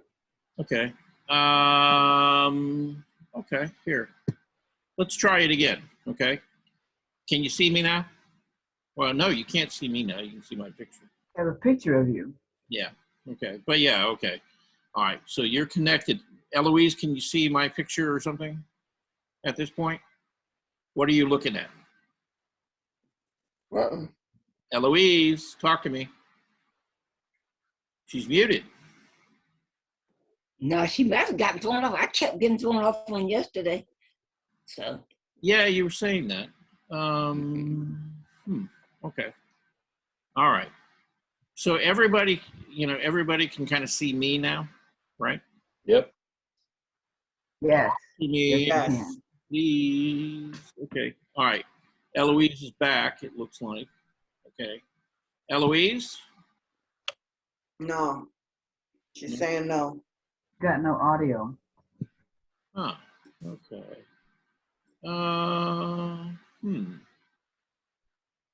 Yeah. Yeah. She's still muted. Wonder. Okay. All right. But all the rest of you can see something. All right, so I'm going to restart this, and let me back it up, just in case somebody missed something. All right.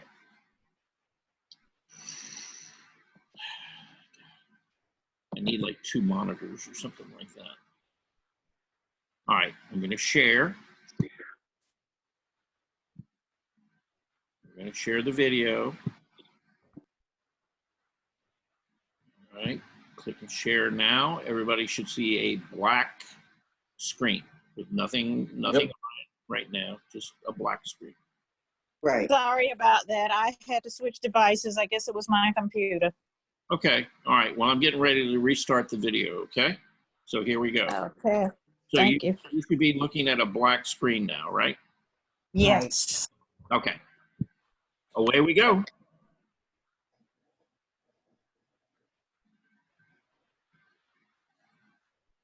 Now this is a big, it has a lot of parts. Portraits themselves, the portrait of David and the portrait of Audrey, are pretty close to life size. Something I did to personally break up the monotony as I worked through this painting and all the various parts was that I would work on different parts at different times. Now, I was careful that in a particular session, I didn't jump from David's head down to his shirt or jump from David's shirt over to Audrey's shirt. I still tried to compartmentalize my tasks and in a 3-hour or 4-hour session, work on one particular thing at a time, but I would still, week to week, session to session, find different forms that I could get interested in. So here you can see me beginning David's shirt, and it's after I painted a lot of his portrait.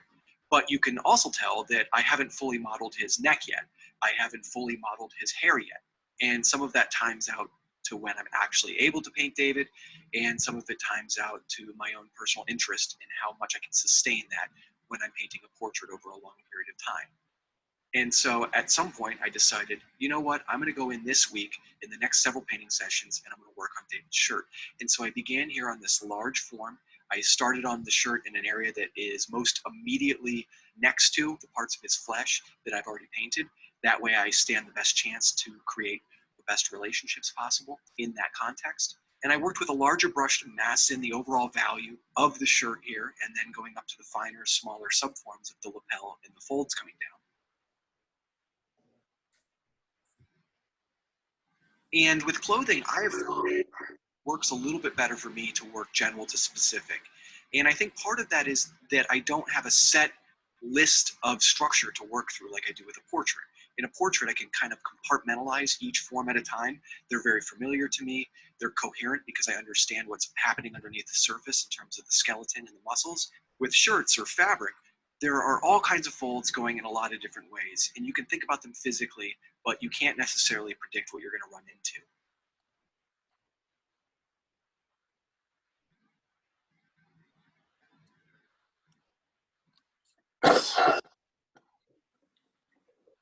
And also, it's very important to be impressed. I recognize that there needs to be a big fall off of light here from his shoulder and his neck area down to his shirt by his arm and his lower waist area.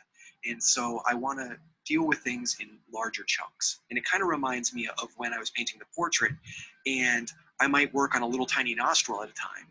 But when I come to the forehead, I treat that as a large, big form that I conceptualize and lay in a little bit more broadly before subdividing. And so too here with his chest area and his shoulder, I conceptualize this as big, large forms. And form is the key word here because I am thinking about it 3-dimensionally. And then as I get that wet paint down, I can go back in and I can cut individual folds or forms into it. And because the paint is wet, this large base color I laid down, I can sort of couch new values into that, meaning I mix up a slightly darker mixture here, which essentially consists of white and raw umber here as my primary base color for his shirt. And I make it a little bit darker with a little bit more raw umber. I cut a fold into it, and then in that wet paint, I blend with a clean brush a gradation that makes that fold look round. I might go and take that same mixture, add a little bit more white to it, perhaps even a little bit of yellow ochre to add a little bit more chroma to the lighter colors. And I might add a little bit of a lighter value on the top of a fold, and then mix that in, blend it in, wet into wet. You hear that, Bernice? And what happens here is as I work, things become a little bit too soft, a little too ambiguous. I try. More salient, Okay. more distinct. But he uses oil also, say. Edges that you just picked. Same I thing go in, I applies. get a smaller brush, say a small 4 round.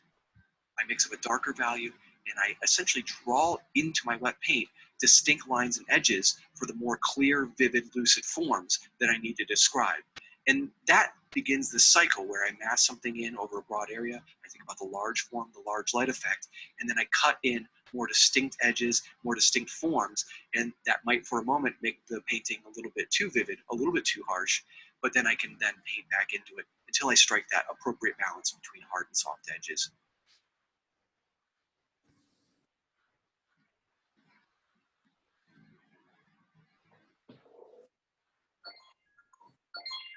Now in front of his arm, I begin in the same manner.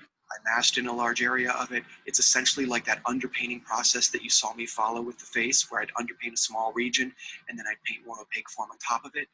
I felt like things were getting a little lost here. I couldn't even see my drawing or my transfer underneath, and so I essentially had to go back in and redraw with the brush, find these large shadow shapes, these patterns, all while thinking about it very conceptually. These are folds, they're form, they're in space, and they're three-dimensional.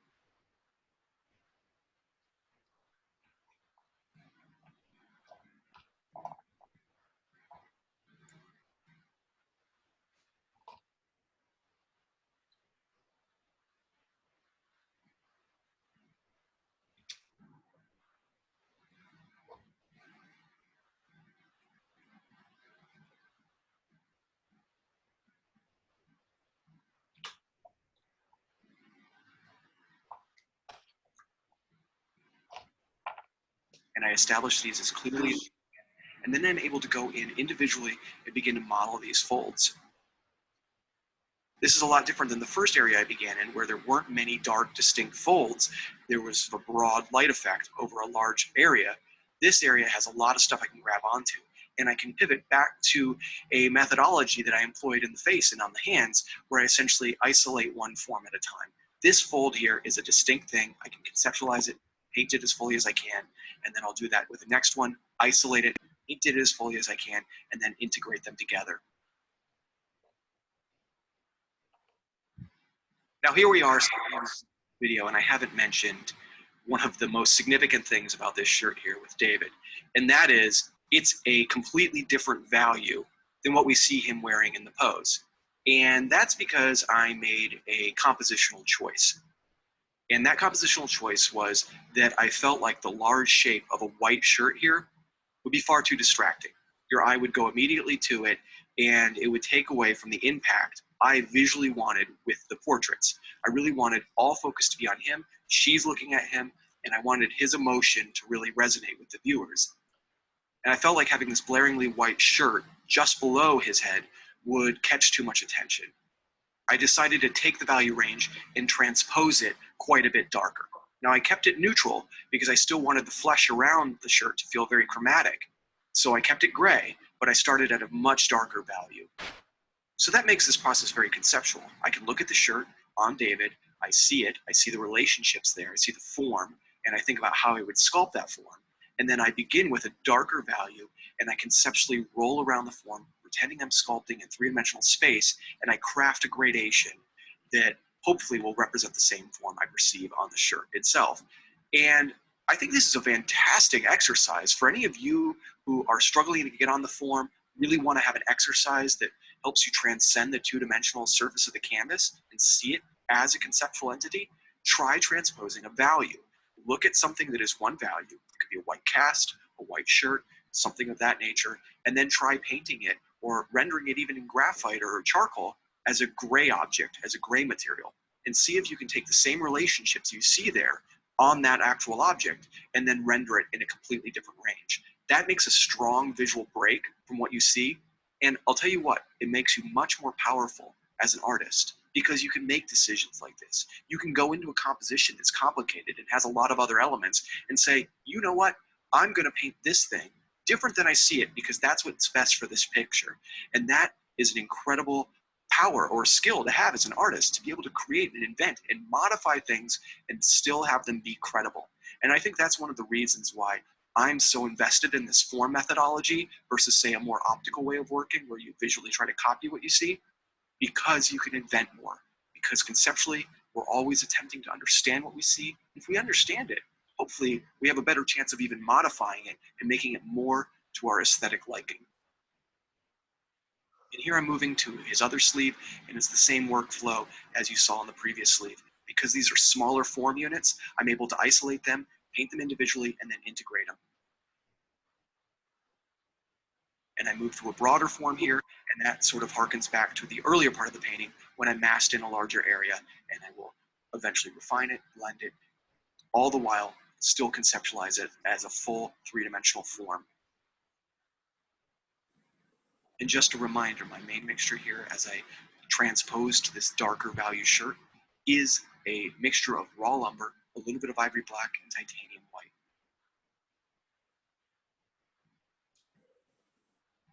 And I should point out that one of the reasons I had to transpose the value here was that the only shirt I had available that was of the period that I wanted this painting to be set was white.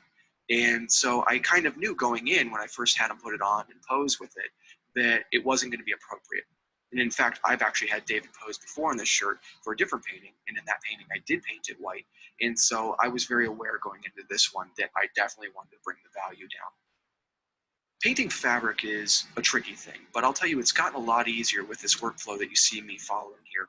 This idea of kind of massing in the bigger folds, and if you have littler forms, still massing in that whole fold first, really conceptualizing the generic three-dimensional volume, and then getting that smaller round brush and carving in the harder edges in detail, and then going back to that more generic mode and then gradating back into those harder edges.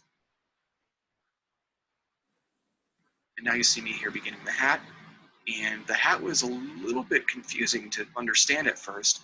And because the value was so dark, even in the lights, I really had to lay in an underpainting here as a preliminary stage before adding the opaque form. And that's true for most parts of this painting. That's what you saw me do in the portrait videos and with the hands. But it was very necessary here with the hat because of its darker local value. And massing in the shadow here, and I'm mixing raw umber, ivory black, and a little bit of white because I don't want anything to be starkly too dark. There's still light bouncing in there to a degree.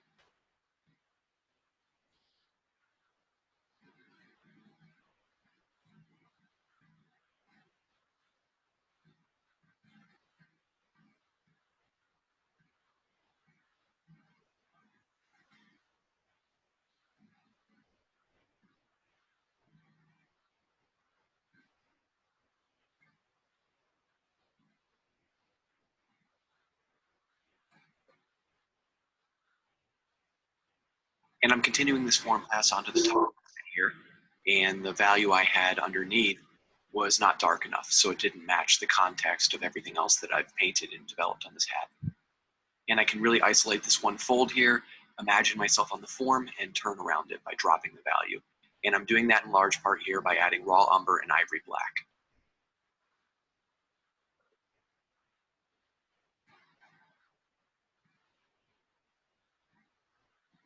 When you have large field or gradating form, areas where there aren't very hard edges, it's always extremely important that you find that contour edge, if it is indeed hard or relatively crisp, and really clarify it. That can snap a form really into place. And that's often something I see that's missing when I see another artist render, or sometimes when I'm struggling with my own render, is that 90% of it could be just fine. But yet the whole thing looks very soft and ambiguous. And that's because certain key edges haven't been established or reestablished. Oftentimes we think that we need to impose a certain kind of optical effect that we've inherited from, say, photography into our edges, having edges kind of beyond our main subject matter or around the form get soft and blurry because that may replicate what we've seen with photography imagery. And I would argue that that's somewhat of a detriment to strong classical form. If there's an edge that you yourself can look at and interpret vividly, then you want to portray it as such in your render. So going back through, as I painted the clothing, I began with his shirt that was closest to his face and his neck. And that's because I had a context there that I could establish the relationships I wanted in the shirt. And that was very important since I was transposing it to a darker value. And then I worked down the sleeve. I went over to the other sleeve, which was by his left arm. And then I moved to the hat, and finally now down to the pants. And I recognize here that the pants are at the bottom of the composition. They're at the bottom edge of the canvas. And the last thing I want to have happen is the viewer get distracted or enamored by highly rendered, super detailed forms down here at the bottom of the canvas. The focus is on the faces, which are on the top third of the painting, and that's where I want the viewer to essentially remain. Now, there's a balancing act, because if I painted the pants poorly, or I had them extremely loose or primitive, then that in itself could be very distracting. So I have to find this middle ground here between having something that's plausible, something that basically blends into the composition and does what it needs to do, and yet not have it be overly detailed in a way that would command more attention than it ought to compositionally. And so in that way, I'm kind of curating what the viewer will pay attention to. And I don't do that by blurring edges or softening edges. I'm just treating it a little bit more simply. I'm not painting every little fold. I'm treating it as a larger, more generic mass, and then I'm subdividing those folds by darkening the value as the form turns away from the light, and at the same time being as clear as I can with the most salient, distinct edges. And my mixture here on the pants consists of raw lumber, yellow ochre, and titanium white. And as I get darker in the folds, I mix in a little bit more raw umber and even a touch of ivory black, because the value here on these pants, being, say, darker than the flesh tones, need to push to a darker value within the shadows.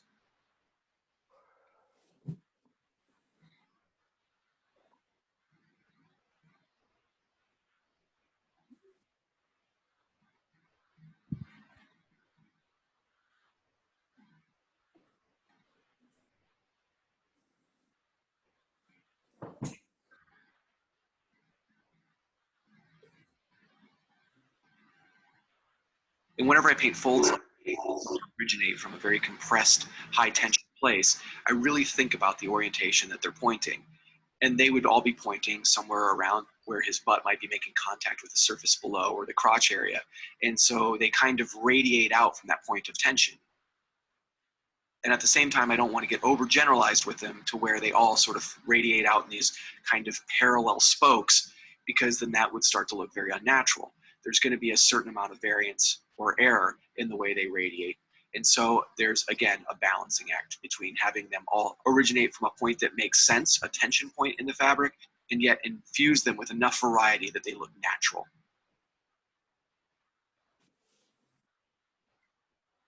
Because the pants are at the bottom, I really want to keep them simple so that they don't attract too much attention. And when I get to an element that I want to treat more simply, I think of values in very simple terms. So here I have the value that is sort of the average mid-tone for the lights.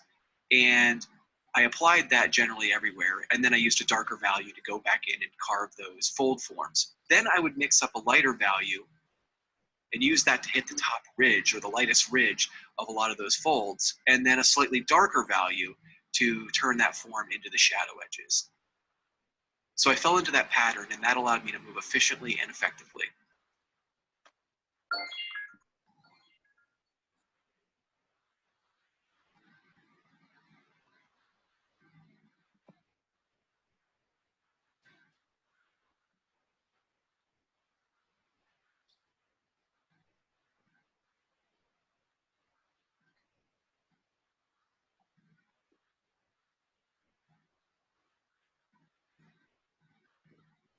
And here I'm beginning Audrey's shirt, and much like with David, I'm beginning on the part that is closest to the forms I've already painted.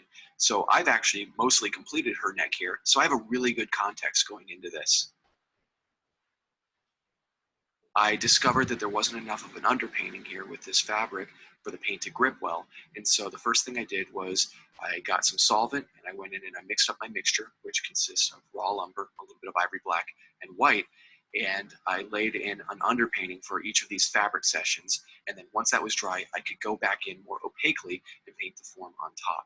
And as I go back in, you can see here I did it with the lapels of the shirt. I realized that the drawing wasn't clear enough. There were very specific folds and forms here.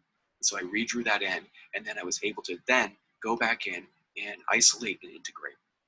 And I mentioned that a lot in the portrait sections of this video, but I'll explain it again here. Isolate, integrate is a process wherein I go into a form that is recognizable to me and understandable as having a light effect. I isolate it, and this could be a single fold. I render it as fully as I can, and then I go to the next fold or form. Isolate it, render it as completely as I can, and then I integrate them together, thinking about how they're joined and how the surface between them would be continuous. Then I begin that process again with the next form, isolate it, model it as fully as I can, and integrate it into the previous ones. And that can be very helpful with fabric forms.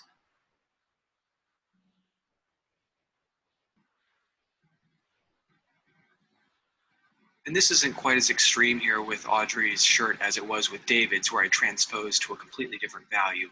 But I am being mindful to follow the compositional plan that I did before beginning this painting to bring the value down just a little bit on her shirt and on her vest. And the important thing is that I'm staying on the form. I'm committed to this three-dimensional space as I do this. And that makes transposing easier because being in this three-dimensional mode and feeling like I'm sculpting means that value is something that can alter a little bit without there being any great consequence, because it will still look like a real three-dimensional thing in space. On the shoulder here, there are so many different folds that I really have to establish the drawing, know where each form is, and then I can go in and model into those shadow shapes, really conceptualize the form turning around into them. And my main vehicle for dropping the value is raw umber in this mixture on her shirt. And I mix that in, and then I spend a lot of time with my brush finessing, blending, and making it look as full and three-dimensional as possible. And oftentimes I find that I'm not light enough in certain areas where I need to tip the fabric back up towards the light. Oftentimes with fabric, there's a little bit of a specular glare that will rake over an area. And so I do that most often by adding a little bit of white.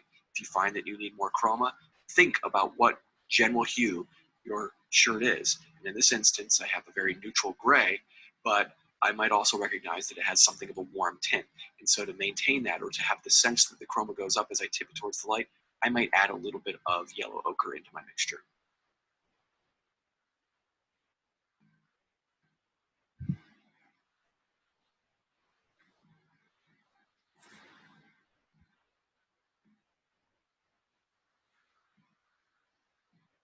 And while it is true that I'm working in a more general to specific manner here, I'm massing in larger areas and then painting back into them, wet into wet, I am still operating in a very sequential manner. I worked on the part of the lapel near her neck and down the front of the shirt there, and then I shifted over to the shoulder, and I'm working down the length of the arm. I'm not suddenly jumping down to the bottom of the arm and then back up to the top. I have this discipline of where I still try to finish each part as I go. I might take bigger chunks at a time and work a little bit more broadly to build up that large turn of fabric and then subdivide it with these smaller subturns, still trying to essentially finish as I go and not jump around. And edges are key. I mentioned this with David earlier in this video, but finding those clear edges when they arise, and those could be contours, they could be terminator edges, they could be cast shadows. When those opportunities emerge, take advantage of them, reestablish them. Don't necessarily push them further than what you see, but if you see them, put them in. Because again, they can take an area that might look very ambiguous, very soft and nondescript and mushy, and turn it with a few deft strokes, can turn an area into something that really works. I've had that happen so many times where an area just looks like a big disaster. It's all soft, mushy, and gradated. And I go in and I reestablish those edges, clarify them, and then I very subtly turn back into them so that they look natural and round again. But that clarity, going in and specifically making those statements again, can snap something together very, very quickly. So definitely don't give up on a form. Whenever it's looking ambiguous, and that happens with fabric all the time, look for those edges that are nearby, things that you can reestablish, go back in with almost a drawing mindset, reestablish them, and things can look much better very quickly if you allow yourself to sort of switch to that mode.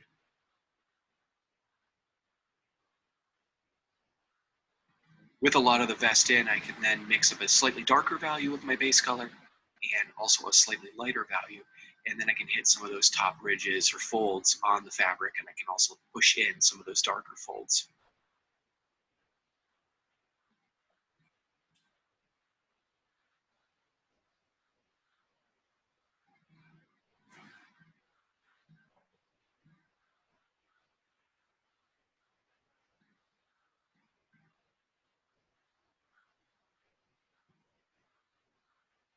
And as I go into the background here, I get a big brush and I start to paint the sky. And something that's important to point out here is that I at no point had blue on my palette.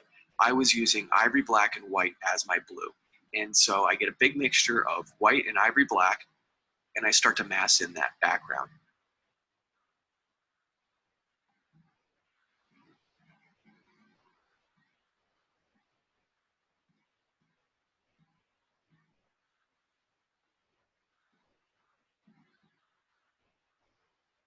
And with these mountains, compositionally, I knew I wanted to create an interesting shape. So my focus right here was really creating an interesting negative space shape here, the sky between the back of Audrey's head and the mountain. And I wanted to create a dynamic relationship between the two. So I have the mountain a little bit lower than the top of her head, so that there's an implied angle between those two things. That's, say, more interesting than if I had the mountain the same height of her head. I could also easily have the mountain be higher than her head, then it would be too close to the top of the canvas. So the compositional choice I made here was to have it a little bit lower, have it carve a really interesting negative space between her head and the mountain itself, and have a tilt between the top of her head and the mountain. And all of those things all create this sort of intuitive, dynamic aspect that can be very compelling.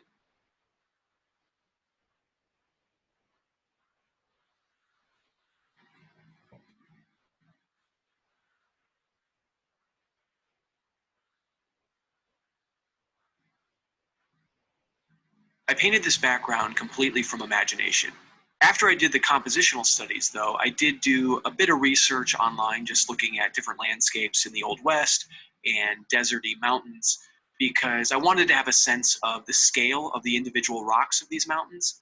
But I also knew that this world was going to be sort of a support for the characters and didn't have to be highly detailed. And for that reason, I didn't want to laser focus in on a particular reference. And also, I couldn't take my own references since I live in New England. So I wanted to sort of survey what that landscape might look like, kind of log that into my brain, and do it a little bit more conceptually and simply. Now, to make the depth of the scene work, I had to think a little bit about aerial perspective and the idea that I would be looking through more atmosphere as I observe the mountains in the far distance. And so the mountains that are furthest from us, the ones that sort of loom large in the back of the composition, needed to be more compressed value-wise. And that was largely done by bringing the darks up. I didn't let the darks get too dark on those back mountains, and I kept that very compressed. And so with each mountain that gets closer to us, I let myself get a little bit broader in the value range, the darks getting darker with mountains that were closer to us. And that way I could stack depth mountain by mountain by mountain, all the way up to the town, which could have a little bit more contrast. Now, the town itself, I wanted to keep very simple. There was one part of me that really wanted to paint little detailed buildings as I got involved in the story that was going on there in this town. And then there was another part of me that would get a larger brush or paint a little bit more generally to kind of obscure the definition of the town. And that was to keep it settled back in the distance or in the distant midground, and also to keep it emotionally disconnected from our characters. Those streets are murky, they're ambiguous.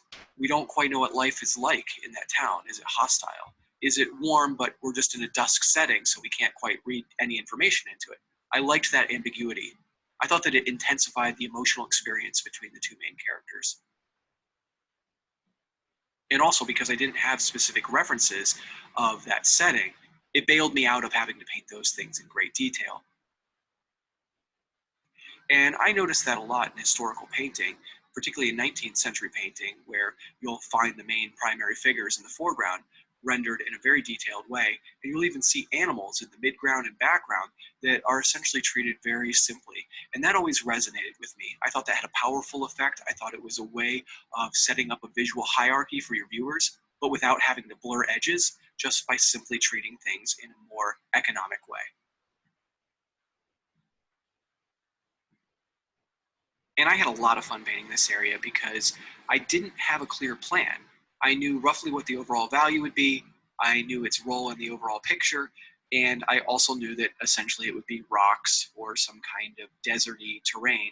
And so I just went in there and blobbed down a lot of paint of a common value and discovered what I wanted to have happen. And there was a switch that went off at some point in each area where I said, hey, you know what? This is going to be a rock. And now I'll try to make that as believable in a simple way as possible.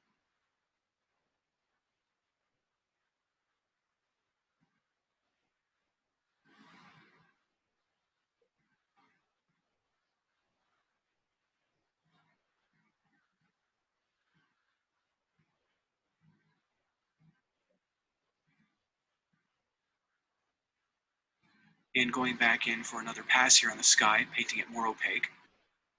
And my mixture here was simply titanium white and ivory black. There wasn't any blue put into the mixture. But against the warmer orange flesh tones, that mixture looks very, very cool, almost blue.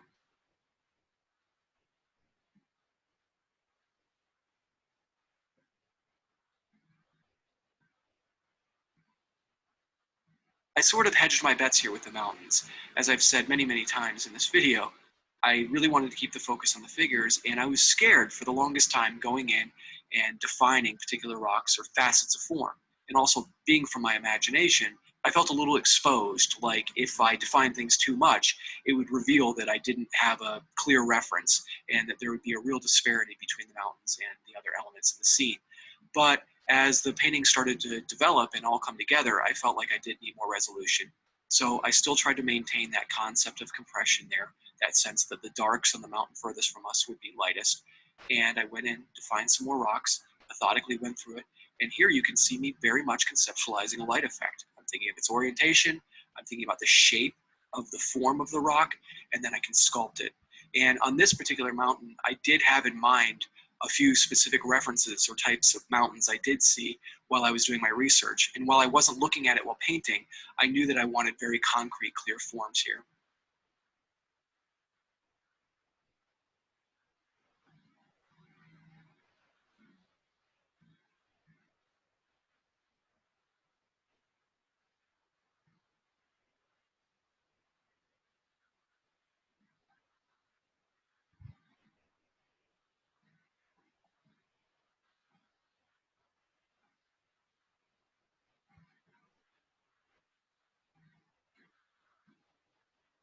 And as we moved to some of the mountains closest to us, I was trying to conceptualize little shrubbery or certain kinds of surface detail that might have more contrast. That was another way for me to emphasize the greater dynamic range on these mountains as they progressively move near us. And the key for me through all of these background elements was form. I imagined these as real three-dimensional meshes back in space that I was reaching in and touching. And that connection, that three-dimensional connection, helped me make it more realistic than I otherwise would. Now, a little detail I neglected throughout this whole process was the fact that I wanted David to be holding something, and I didn't have that something when he was originally posing for the painting and the painting of the hand. And so later on, very close to the end of the painting, I went out and I found this little locket, and I incorporated it into the painting. And like everything else, and like what I've been saying through most of this video, is that I wanted to keep these secondary elements relatively simple.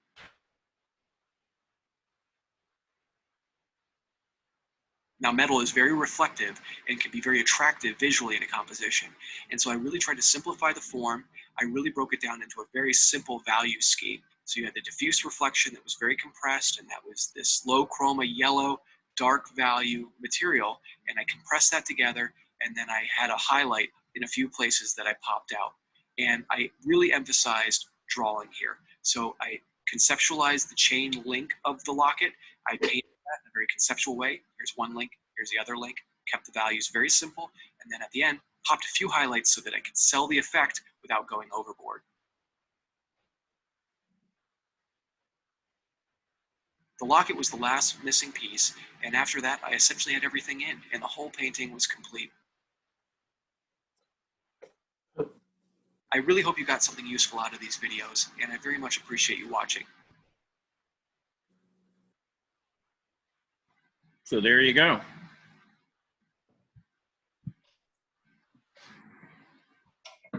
How long did you say it took him? How long did he say it took him to do that? Oh, to finish that painting? Oh, he said several months. Yeah, that was a long process. That did not go by fast. So.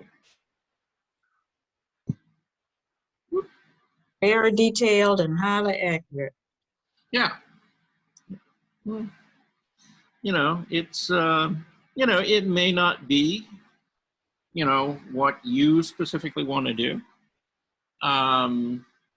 But yeah, the value of it is, like I said, whether you want to paint and make your paintings look like his, or whether you want to pursue a different style or subject or, you know, anything, media, anything else. What I wanted you to get out of these today was that there's a process, you know, and the process changes for everybody, you know. Different people go through different steps or stages to arrive at a finished, you know, piece of artwork. And, you know, part of the beauty of, you know, being an artist is you get to develop that over time. You know, you find the things that work for you, you know, the colors on your palette, the mediums that you use, you know, how many stages you go through in developing the concept or idea before you actually commit yourself, you know, to working on a canvas. So those are all kind of important. And I'm just trying to get all of you to think in kind of a broader context of, all right, what do I do? You know, when I'm wanting to create a piece of art, you know, what are the steps that I go through? And what could I do maybe better? You know, what do I need to add to take my art to the next level that I want to be at? So, and that's kind of the important part of this. So. What I kind of liked was the fact that he rendered it in a very realistic fashion. However, the result was a very painterly exhibition of talent. I mean, really, he put that together, you know, to where you know it's a painting. You're not expecting it to be absolutely photographically representational. It was well enough.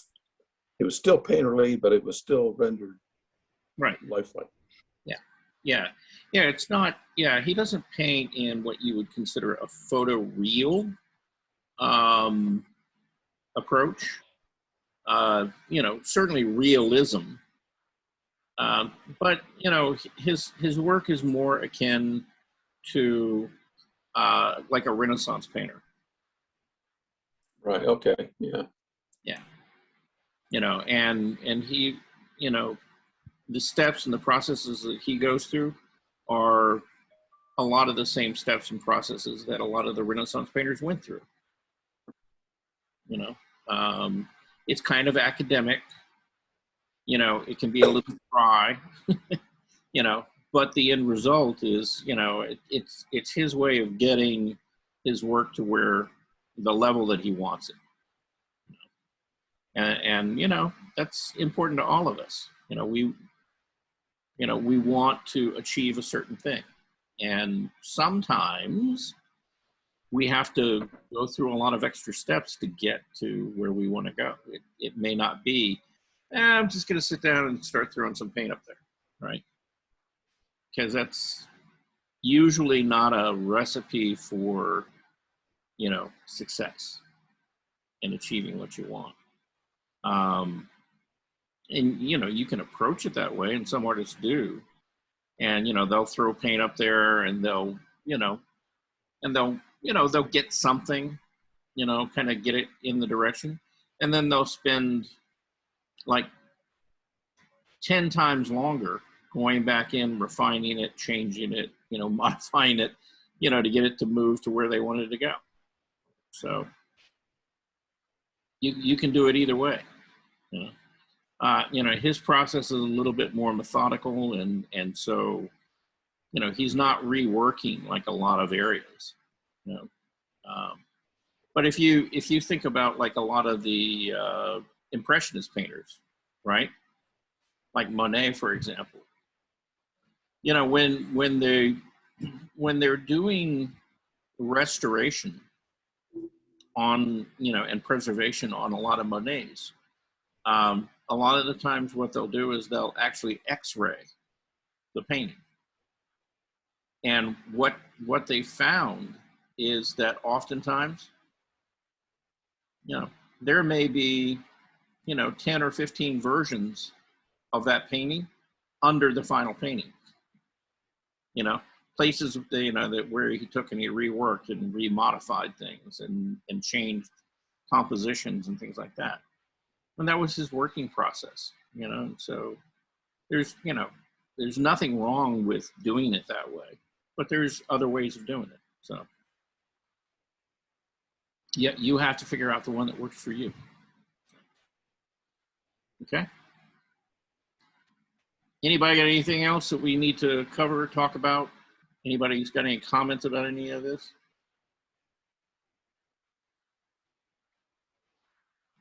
It was helpful.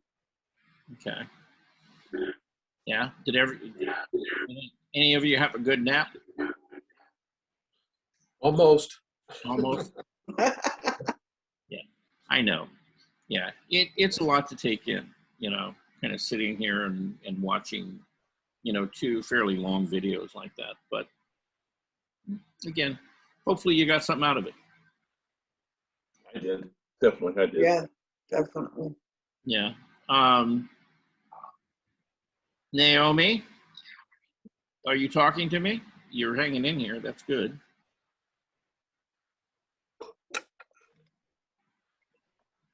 Earth calling Naomi. I guess not. How about you, Betty? Well, I really got a lot out of that. I enjoyed his whole way of doing things. I got a lot out of it. Mm-hmm. Okay. All right. Anything that you think that you could actually use? You know, Oh yeah, I like the idea of his conceptualizing things, and it's one of those things that I think he put it well. It's hard to, because it's hard to put into words how you know, how he's able to transform the canvas, truly transform it from 2-dimensional to a 3-dimensional form. Mm-hmm. Yeah. And I liked his approach on it. Yeah. Yeah, a lot of it has to do with your mindset.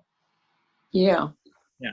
I mean, if you can, you know, if you can wrap your head around what's actually happening, you know, in that area of the painting, more than likely you can paint, you know, where if you're just, you know, if you're just copying shapes and things like that, a lot of times it doesn't, you know, it doesn't come off quite as convincingly. So yeah, there's a lot to be said about, you know, just kind of wrapping your head around, you know, what's happening in that area of the painting, you know, how much of a curve is there to the face, and how am I actually gonna. And something you've often said is that before you paint something, make sure it's something that you really can get excited about. And I think that part is important too, that you've got to be able to put yourself into the painting. And a lot of times if you're working on one that you're frustrated with, it's because you're not able to really feel the painting. Mm-hmm. And it's another one of those things that's hard to conceptualize, but you certainly do feel it when it happens. Yeah. Probably the best advice that I ever got in my 4 years of art school was, and it came really from 2 sources. One was Barbara Bradley, and the other was a guy by the name of David Sanchez. And they both kind of said it, you know, maybe a little bit differently than each other, but what it all boiled down to was, if you're not excited, you know, if you're not excited about jumping in and starting that painting, you know, and you're, you know, this is just something that you really got to do, then don't waste your time to do it.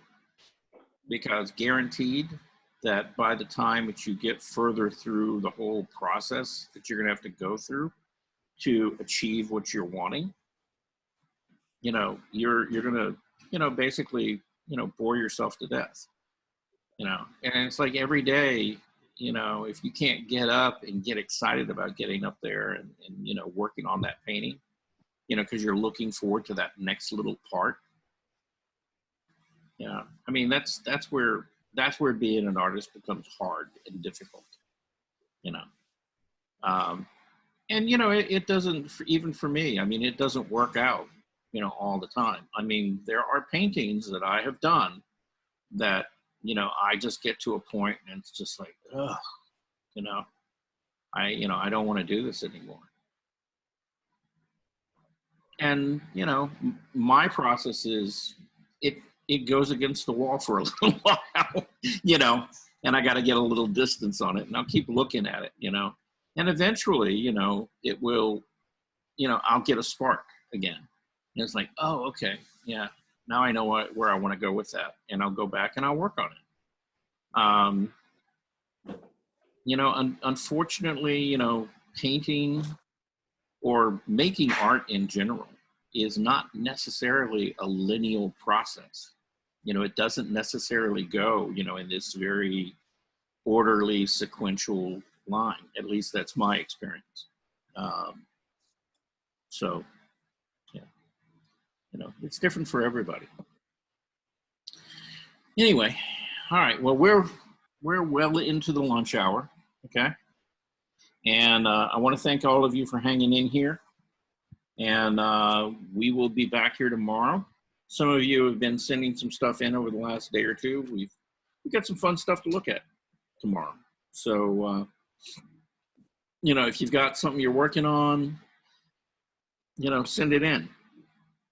And, you know, we'll talk about it at 2 o'clock tomorrow, okay?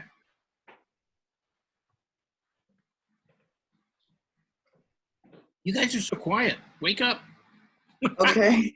Thank you. Okay, Thank you. You guys have a good Bye, everyone.